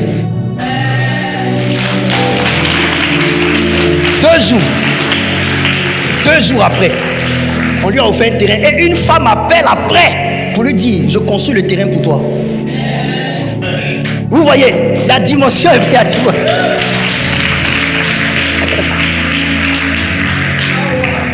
Ce qui me fait mal, il y a d'autres qui ne savent pas venir prendre l'onction. Ils veulent que tu leur donnes de l'argent. Ce que j'ai en moi est plus grand que ce que je vais te donner comme ça. Ça là, tu vas dépenser. Vous ne vous intéressez pas à la dimension, à l'onction. Vous ne cherchez pas à servir l'homme de Dieu pour qu'il ait confiance en vous, pour vous prendre de là où vous êtes, pour vous élever. Une onction qui t'élève est une onction qui a le témoignage de ton service. Tu ne sais pas me servir, tu ne seras pas élevé. C'est les lois spirituelles. Ce n'est pas que je veux pas. C'est les lois spirituelles. Si tu sais l'homme de Dieu, tu seras élevé. Mais tu ne sais pas servir l'homme de Dieu. Le problème de beaucoup de personnes, ils pensent que servir Dieu, c'est détester l'homme de Dieu. Servir Dieu, c'est aimer l'homme de Dieu. Et c'est le servir. Il y a des gens, non, moi c'est Dieu que je sers. Lui c'est un homme. Non, hein? Non. Lui là, ce n'est plus un homme, c'est un homme de Dieu. Il est le représentant de Dieu. Attends, le président Alassane Ouattara t'envoie le président Accré comme représentant du président. Et puis il s'en va chez toi. Et puis tu dis, oh, c'est pas le président. Tu le gifles pas. Tu as giflé qui?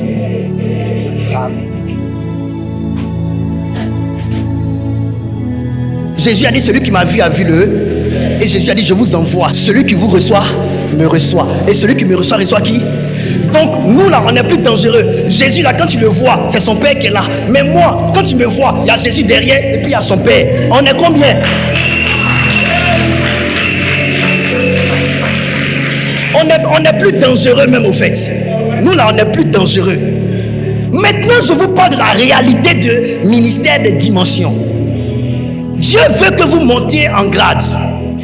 Dieu veut, dis avec moi, Dieu veut que j'accroisse mon niveau. Très bien. L'ange a dit, monte ici et je te ferai voir. Ça veut dire, ce qu'un homme voit dans la vie dépend de là où ses pieds sont posés.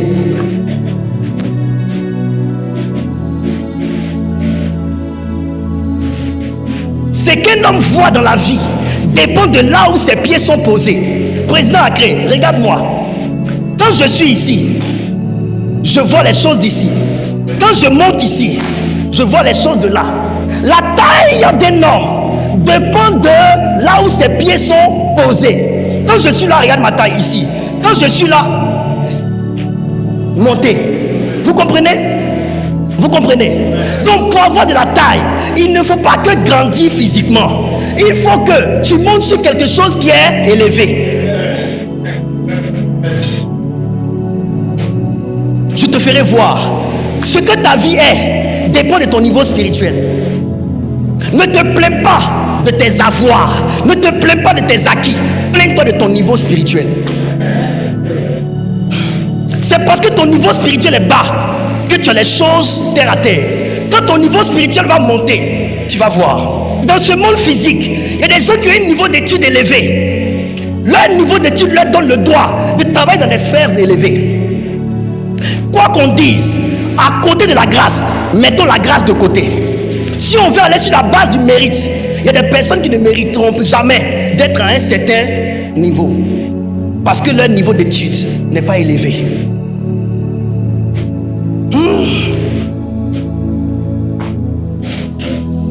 Alléluia. Hier, je dors. J'ai dit au Seigneur, par rapport à quelque chose que je dois faire bientôt, montre-moi cette fois-ci que c'est toi qui m'envoies. Montre-moi que je ne me trompe pas. Montre-moi que tu m'as parlé vraiment. Montre-moi. Écoutez, voix de Dieu, c'est bien. Mais quand tu as de l'expérience, tu vérifies, tu contrôles, tu éprouves la voix, tu examines la voix. Parce qu'on ne sait jamais. Examinez les prophéties et retenez ce qui est. Donc dans prophétie, il y a ce qui n'est pas bon. Camarade, si tu n'examines pas, que tu as pris ce qui est mauvais dans prophétie, ce qui est mauvais va t'arriver. Amen. On peut avancer. Je dors. J'ai dormi. Hier, je bénis Dieu. Il m'a donné un bon sommeil. Un sommeil profond. Je me retrouve devant un papa que je connais. Et il me dit, par rapport à ça, il y a tel sacrifice que tu dois faire sur l'autel. Il m'a donné le montant. Quand il m'a dit ça, j'ai dit d'accord. On ne peut pas monter de dimension sans sacrifice. Parce que monter demande que tu soulèves ton... C'est un homme qui a AVC ne saurait le faire facilement. Un homme qui est malade, qui tremble, ne saurait le faire. C'est un effort. Donc, quoi qu'on dise, même quand on t'invite à monter, on te demande de faire un sacrifice de monter. Ça coûte toujours quelque chose, la dimension élevée. Vous devez savoir, cette invitation n'est pas une grâce seulement. Parce que même dans la grâce est dans l'emballage du mérite.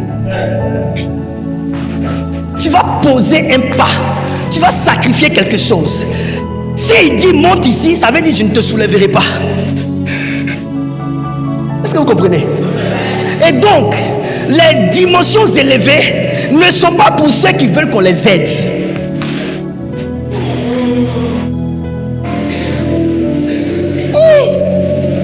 Les dimensions élevées ne sont pas pour ceux qui veulent qu'on les... Aidez-moi, je n'ai pas papa, je n'ai personne, mon papa est décédé, ma maman est décédée. Si tu veux, faut le ramener. Et puis il va mourir encore deuxième fois. Tu as besoin, si tu veux avancer, au-delà de ton père qui est décédé, de ta mère qui est décédée, de ce que tu n'as personne, de faire un effort sur toi. Oh, je suis allé dans l'église là, depuis là je vois rien. Ah mais un aveugle voit quoi? Un aveugle voit quoi? Un aveugle même là il voit quoi? Alors, depuis là je suis allé dans l'église là, c'est pas que tu pensais que les bénédictions étaient attachées comme Yaman dit dans le frigidaire ici, on vient, on ouvre et puis on prend et puis on boit. Oh, ici on t'enseigne comment on fonctionne. À toi d'écouter, de comprendre et de faire les pas. Tout ce que je qu'on enseignait là.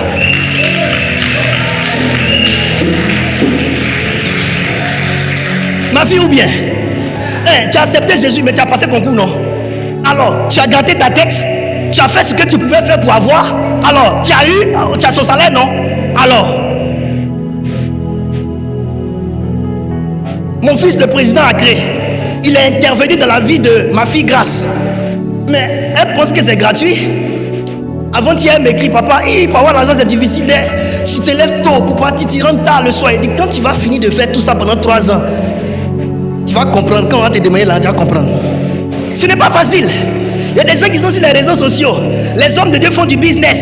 Imaginez-vous un homme de Dieu qui a 100 000 fidèles. Il fait 2 cultes le dimanche, 100 000 et puis il compte en argent.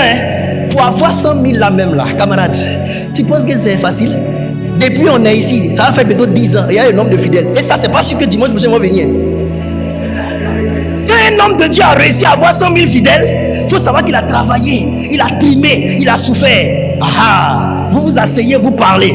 Viens faire pour toi. Comme c'est business là, il y a l'argent dedans. Viens commencer pour toi, on va voir.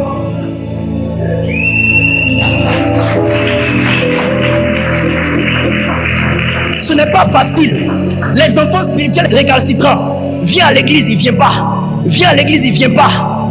On lui rend visite. Papa, demain, je viens. Demain, il prie de son absence.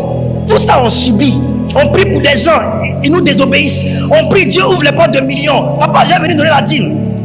Tu le vois sur écran dans une autre église là-bas. Il est assis dans l'église des riches.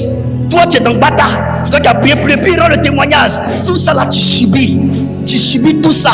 Ils vont dire que tu cherches femme. Ils vont dire que tu voles. Ils vont dire que tu violes. Ils vont dire que tu fais ceci. Tout ça. Le stress. Chasser des démons. Viens faire. Puis c'est facile. C'est l'argent vous voyez. Vous ne voyez pas la souffrance qui est dedans. Venez faire.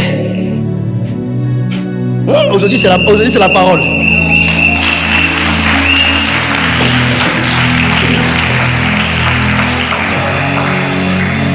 Amen ou pas amen? Ma fille, on va se comprendre. La dimension élevée que Dieu veut là, vous devez savoir que Dieu vous a donné sa pensée, sa vision pour vous. Il veut que vous montiez de grade. Il veut que vous soyez élevés. Il veut que vous évoluiez. Je vais vous expliquer, il y a des sacrifices à faire. Vous devez faire ces sacrifices. Donc j'explique mon songe. Quand le papa là me donne le prix que je dois payer, je sors pour aller vers là où je dois aller prendre l'offrande pour donner. Et je vois assis Papa Tibi Joshua. Il est assis comme ça. Quand il m'a vu, je vois il est assis et je vois à côté de lui un camion. Mais le camion dans le songe, le derrière était ouvert. C'était comme un hôtel. Et je voyais un gros bélier qui était couché et le feu était en train d'embraser le bélier. Le feu était tellement glorieux que ça donnait l'envie d'attraper comme ça. Et quand je l'ai vu, j'ai dit dans le songe à ce papa qui m'a dit de payer le prix là pour ce que je veux là. Il dit mais donc c'est papa Tibi Joshua qui est, je sais pas, qu'est-ce qui se passe? Et puis il m'a dit quelque chose. Il m'a dit la chose. Quand il m'a dit ça, j'ai dit ah bon. Et papa Tibi Joshua me dit l'offrande qu'on t'a demandé là, c'est sa valeur spirituelle qui est le bélier qui est en train de brûler devant Dieu. Donc souvent vos offrandes que vous faites là, spirituellement ce n'est pas l'argent que vous donnez. Spirituellement ça représente autre chose. C'est pourquoi j'aimerais dire à mes enfants qui sont ici, n'écoutez pas les gens qui parlent mal des offrandes. Parce que la première chose que l'impie va interdire quand il va prendre racine dans le temple, c'est va faire cesser les offrandes dans l'église.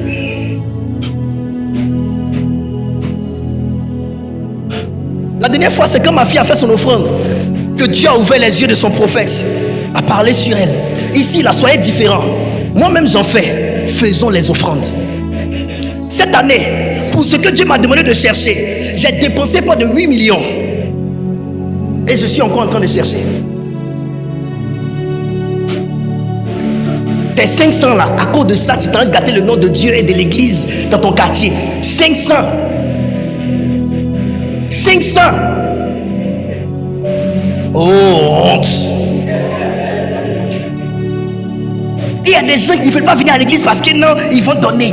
Mais est-ce que tu sais ce que tu donnes? C'est ta vie que tu es en train de multiplier.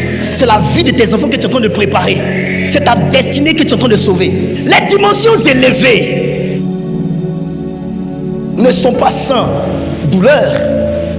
Lis ma fille. Jean 11, 45. Je lis la parole du Seigneur. Jean 11, à partir du verset 45. Plusieurs des Juifs qui étaient venus vers Marie et qui virent ce que fit Jésus crurent en lui. Première vérité. Plusieurs des Juifs qui étaient venus vers Marie, la mère de notre Seigneur Jésus, ils virent ce que fit Jésus. Ils crurent en lui. Ça, c'est la première vérité. Mais lorsque les gens verront ce que Dieu fait à travers vous, ils vont croire en vous. Pour vous dire, on prive beaucoup de personnes de croire en nous quand on ne leur montre pas ce que Dieu fait par nous. Si vous voulez que les gens croient en vous, montrez-leur ce que Jésus fait à travers vous. Si tu veux que les gens croient en ta vie chrétienne, montre-leur ce que le Dieu que tu sais, qui te donne le droit d'être chrétien, fait à travers toi. Les bonnes œuvres. C'est ce que les gens voient, qui décident de leur foi. Qu'est-ce que tu montres dans ton entourage? Est-ce que dans ton quartier, tu insultes les gens? Si c'est ça que les gens voient, ils ne croiront pas en ta vie chrétienne.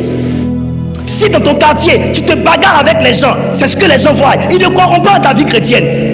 Les gens croiront en toi et en ta vie chrétienne et en ce que tu fais lorsqu'ils verront de bonnes œuvres. C'est pourquoi le Seigneur dit que les païens voient vos bonnes œuvres et qu'ils glorifient le Seigneur. Continue mon enfant. Mais quelques-uns d'entre eux allèrent trouver les pharisiens et leur dirent ce que Jésus avait fait. Alors les principaux sacrificateurs et les pharisiens assemblèrent le Sanhédrin et leur dirent: que ferons-nous? Car cet homme fait miracle. Attends. Opérer dans les dimensions élevées, c'est manifester le surnaturel dans le monde naturel.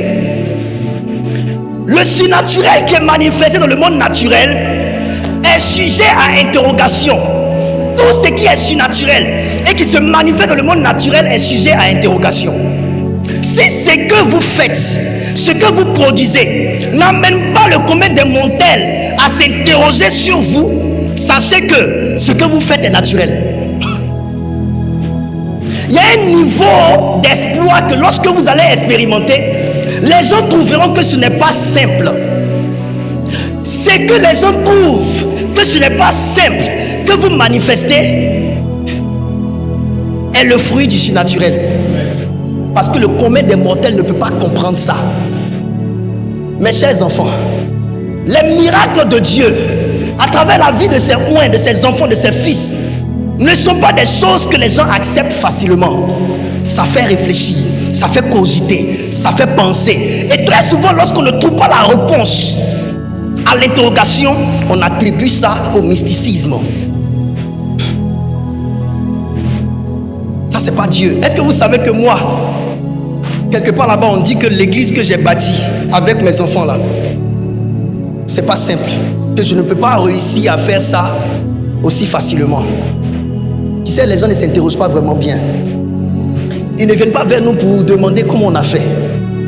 Ils ont raison, ce n'est vraiment pas simple. Parce que visiblement, on n'avait rien pour faire ça. Et nous-mêmes qui avons fait là, on sait que ça nous dépasse.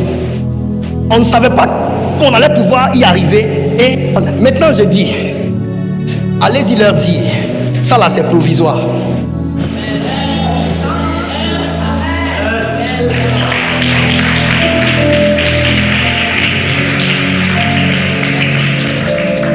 Je vais vous dire une chose. Ce que les gens comprennent, c'est ce que les hommes font. Ce que les gens ne comprennent pas, c'est ce que Dieu fait.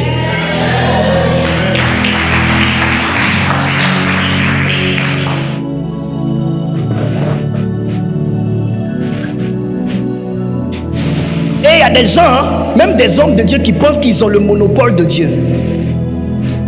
C'est eux seulement qui peuvent accomplir ça. Les autres ne le peuvent pas. Camarades, dans le ciel, il y a plusieurs portes.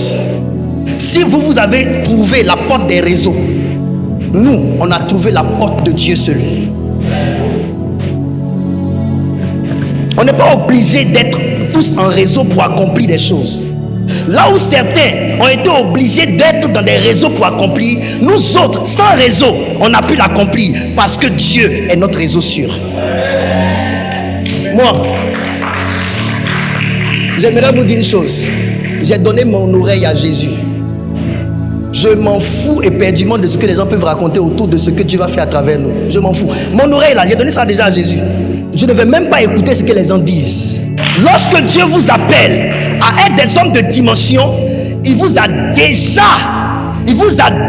choisi pour déranger les systèmes. Gardez ça dans votre esprit. Lorsque Dieu a décidé faire de vous des hommes et des femmes de dimension, il a déjà décidé de créer une ligne de démarcation entre vous et les autres. Vous n'êtes plus pareil. Dieu vous a appelé à déranger. Lorsque Dieu vous a choisi pour monter dans des niveaux inexplorés. Je suis maintenant en train de vous parler du cœur des choses vraies, sérieuses qui vont arriver dans la vie de tous mes enfants spirituels qui vont monter. Écoutez, Dieu a décidé de te faire monter toi pour que tu ne sois pas à la même place que les autres.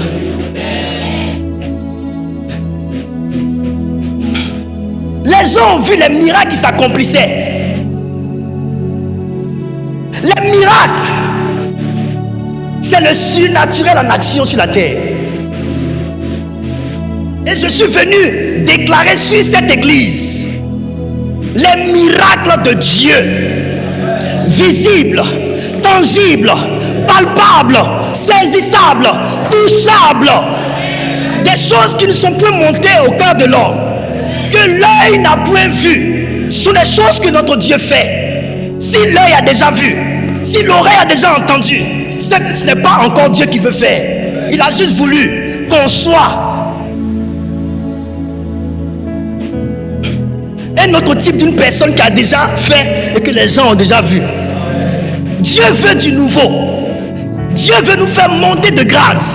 Mais vous devez savoir que lorsque Dieu va vous faire monter de grade, tout ce qui va découler de ce niveau que Dieu va vous donner sera vu. J'ai dit ça ne sera pas caché, ça sera vu. Je répète, les gens ont vu les miracles. Ils vont voir ta voiture, ils vont voir ton voyage, ils vont voir ton élévation, ils vont voir ta gloire, ils vont voir. Ça ne sera pas caché du tout. Ça ne sera pas caché du tout.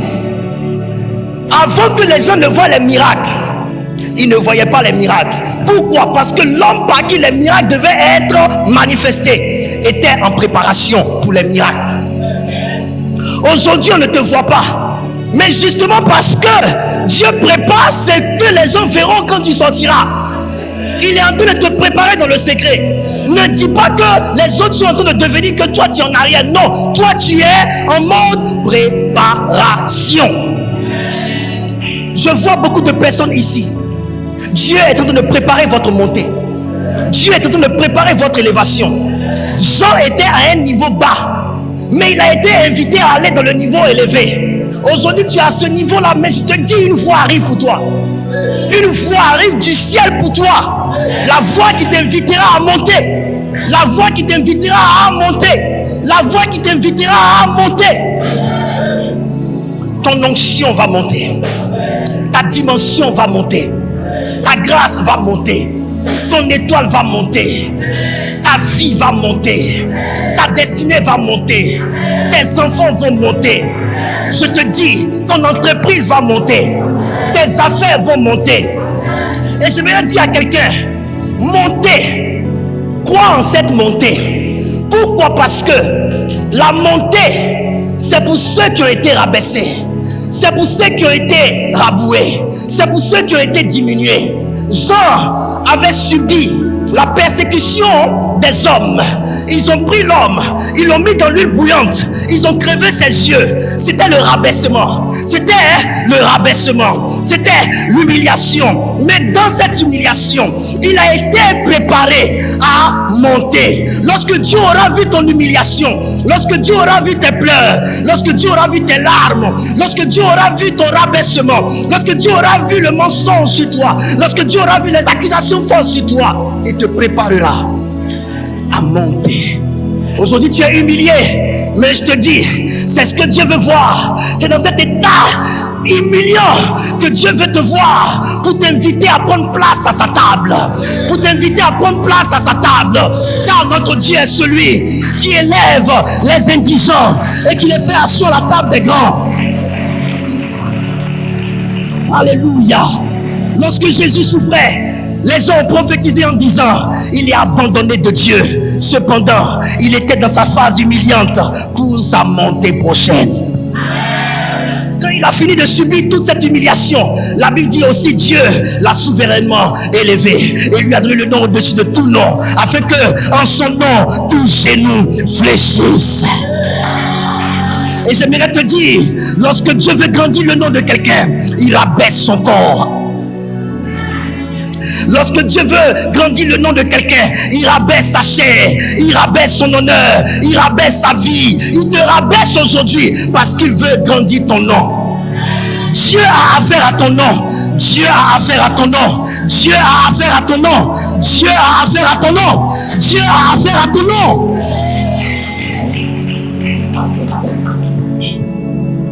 C'est moi aujourd'hui qui suis comme ça. C'est moi aujourd'hui, c'est de moi qu'on parle comme ça. C'est de moi qu'on dit toutes ces choses. C'est moi aujourd'hui qui ai tout perdu. C'est moi qui ne suis rien aujourd'hui.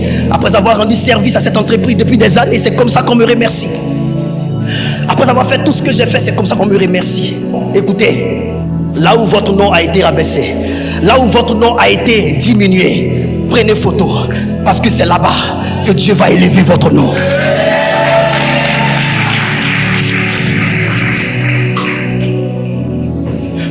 Lorsqu'on diminuait ton nom, lorsqu'on te rabaissait, lorsqu'on te rudoyait, lorsqu'on t'accusait faussement, Dieu était là et il voyait. Il ne disait rien. Pourquoi?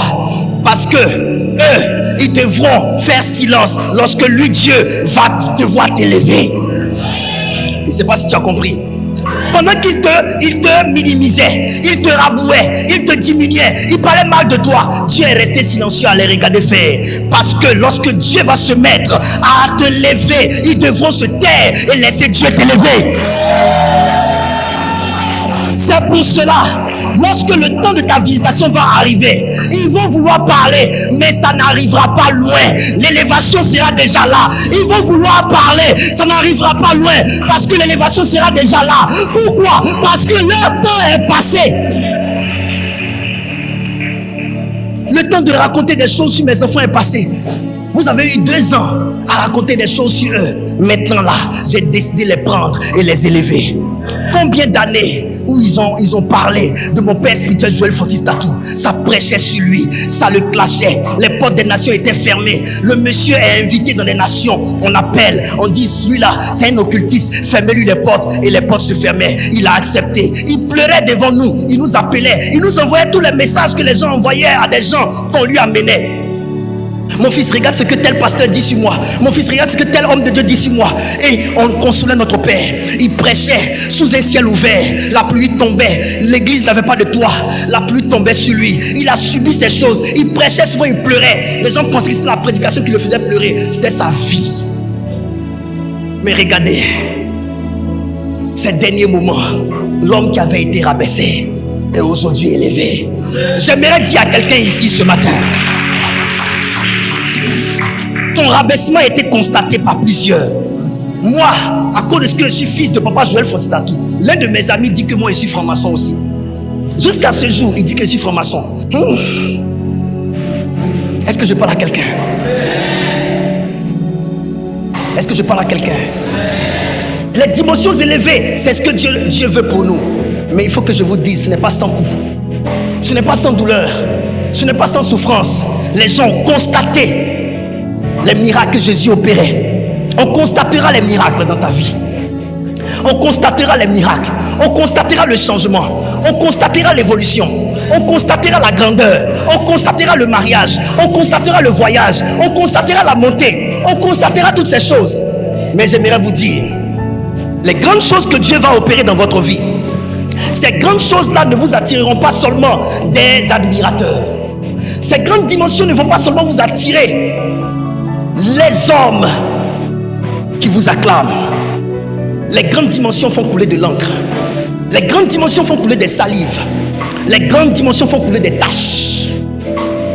Des personnes vont se lever. Au lieu de se réjouir de ce que Dieu fait pour vous, ils diront que ce n'est pas de Dieu. Au lieu de dire que c'est l'Éternel qui vous utilise, ils diront que c'est le fétiche. Au lieu de dire que c'est Dieu qui est en train d'élever l'un de leurs frères dans le pays, ils diront que c'est un homme à abattre parce qu'il dérange notre église, il dérange nos témoignages, il dérange notre système. Alléluia. C'est pourquoi je vous ai dit, quand Dieu a décidé de vous élever, il a décidé que vous dérangez. Lis ma fille. Je finis. Si nous le laissons faire, tous croiront en lui et les rebelles viendront détruire et notre ville et notre nation. Attends. Quand vous voyez ce que ces hommes-là ont dit, les principaux sacrificateurs, ils disent si nous le laissons faire, beaucoup de personnes croiront en lui. Quand Dieu va commencer à t'utiliser puissamment et que les miracles seront une évidence dans ta vie et que les miracles seront là devant les yeux des gens, il y a des gens qui vont se lever contre toi parce que s'ils ne se lèvent pas contre toi, plusieurs croiront en toi. Vous devez savoir, la première lutte sera de lutter pour que les gens ne croient pas en vous. C'est pourquoi ne soyez pas étonnés lorsque vous entendez du bruit autour des hommes que Dieu commence à utiliser puissamment.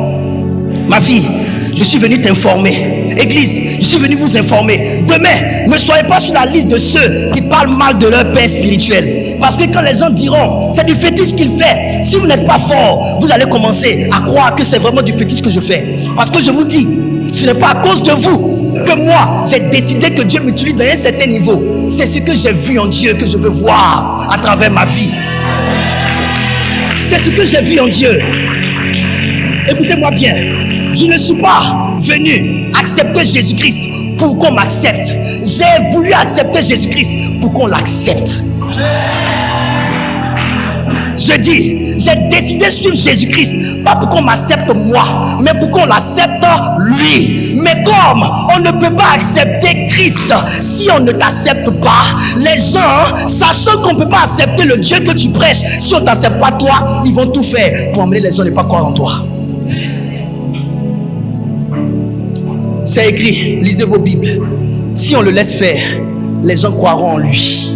Vous devez savoir pourquoi les grands hommes de Dieu, puissamment utilisés, on raconte des mauvaises choses sur eux. Si on ne raconte pas les mauvaises choses, les gens croiront en eux.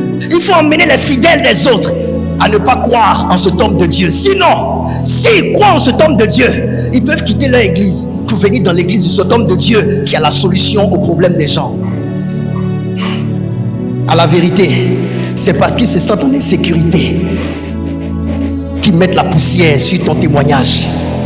Ce n'est pas parce que tu es un mauvais pion. Ils ont peur de perdre leurs membres. Et donc, ils diront que tu es un faux prophète. C'est pour ces choses que je dis, tu n'es pas faux qu'on dit que tu es faux. Faisons tout pour ne pas être faux, soyons vrais. Nous les prophètes, je vous dis, faisons tout pour être des vrais. Parce qu'on dira qu'on est faux, même quand on sera vrai. Donc, il ne faut pas confirmer ce qu'ils disent en étant faux. Soyons vrais. Et ils ont dit quoi? Que ferons-nous? Car cet homme fait beaucoup de miracles. Si nous le laissons faire, tous croiront en lui et les Romains viendront détruire et notre ville et notre nation. Ils se sont partagés la ville. Tu sais quoi? Il y a des gens qui se sont fait déjà maîtres de la ville. Il y a des gens qui se sont fait déjà maîtres du pays. Si on te laisse continuer, leur ville qu'ils ont pris, ça leur sera ravi. À la vérité, ils protègent leurs intérêts. Ils protègent leurs intérêts. Et donc, la protection de leurs intérêts passe par ta mort. Chers prophètes, chers serviteurs de Dieu, chers évangélistes, utilisez puissamment. J'ai posté une vidéo de mon père spirituel parlant d'un homme de Dieu, évangéliste Alonso Allen. Cet homme de Dieu, un grand homme de Dieu, évangéliste. Papa parlait de lui. Une voiture a cogné comme ça. Une personne, ça a écrasé sa tête. Il a ramassé le reste. Et puis il a constitué la tête par le miracle de Dieu. Hein? Vous dites, ne voyez pas l'homme de Dieu, voyez le Dieu qui fait tout. Dieu peut tout, n'est-ce pas? Mais regardez ce que les gens ont fait. Les églises de son époque ont payé un médecin $10 000 pour injecter la boisson dans son corps, pour qu'on dise qu'il est mort par l'alcool. Et c'est ce qui est sorti. Oh, Dieu l'utilise, mais après, quand il finit d'être utilisé, il s'en va boire. Et l'alcool l'a tué. C'est ce que tout le monde connaît. Alors que la vérité, c'est qu'ils ont fait ça à cet homme de Dieu. Je vais finir ici. Ce test-là, je vais prêcher une autre fois. Parce que je dois être en forme pour tout prêcher. Je finis ici. J'aimerais vous dire une chose. Les hommes de Dieu que Dieu veut utiliser puissamment sont des personnes à surveiller de près. Ils ont raconté partout que ce grand homme de Dieu, c'est l'alcool qui l'a tué. Et un jour, un homme de Dieu américain prêchait sur les généraux de Dieu. Et il a dit comme ça devant tout le monde que Alonso Allen est mort alcoolique. Quand il finit de prêcher, il rentre dans sa chambre. Jésus lui est apparu. Et Jésus lui a dit directement, tu as menti contre mon serviteur.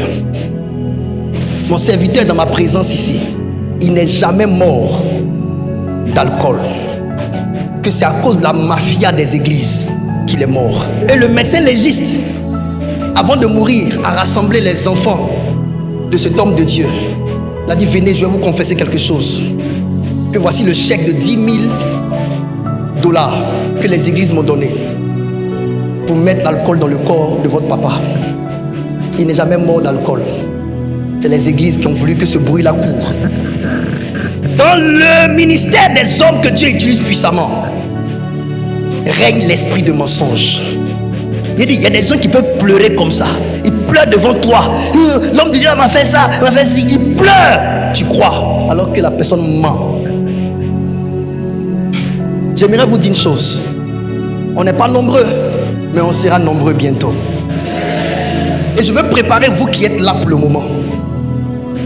Quand vous venez à l'église, pour les femmes qui n'arrivent pas à faire enfant, vous cherchez des hommes de Dieu que Dieu utilise pour donner enfant. Mais si vous devez les traiter après comme des féticheurs, gardez votre stérilité. Vous qui avez des maladies incurables, vous cherchez les hommes de Dieu utilisés puissamment pour guérir ces maux. Si on doit prier pour vous que vous devez être guéri, qu'après vous devez dire que c'est fétiche, gardez vos maladies. Vous qui avez besoin d'orientation, vous avez des voyants qui vous orientent, des prophètes qui vous orientent, et après vous devez dire, parce que les gens racontent qu'on est féticheurs, que nous sommes féticheurs. Gardez votre confusion de vie. Vous qui voulez percer dans vos affaires, et qui avait affaire à des hommes de Dieu qui ont l'onction pour prier, pour rendre prospère. Si vous devez nous traiter après d'escrocs, gardez votre misère et votre pauvreté. Vous ne pouvez pas désirer que Dieu utilise des hommes de Dieu puissamment pour finalement les traiter comme des moins que rien. Une église n'a pas le droit d'exister si elle n'accomplit que des choses que les hommes naturels accomplissent. Dans l'église, il doit y avoir des choses qu'on sait que ça là, c'est Dieu seul qui peut faire. C'est ça qui veut dire que c'est une église. Monte ici la réalité à ne pas oublier. Ça engage la mort, les mensonges et des combats. Si vous devez monter, préparez-vous à en assumer les conséquences. Ça coûte. Shalom.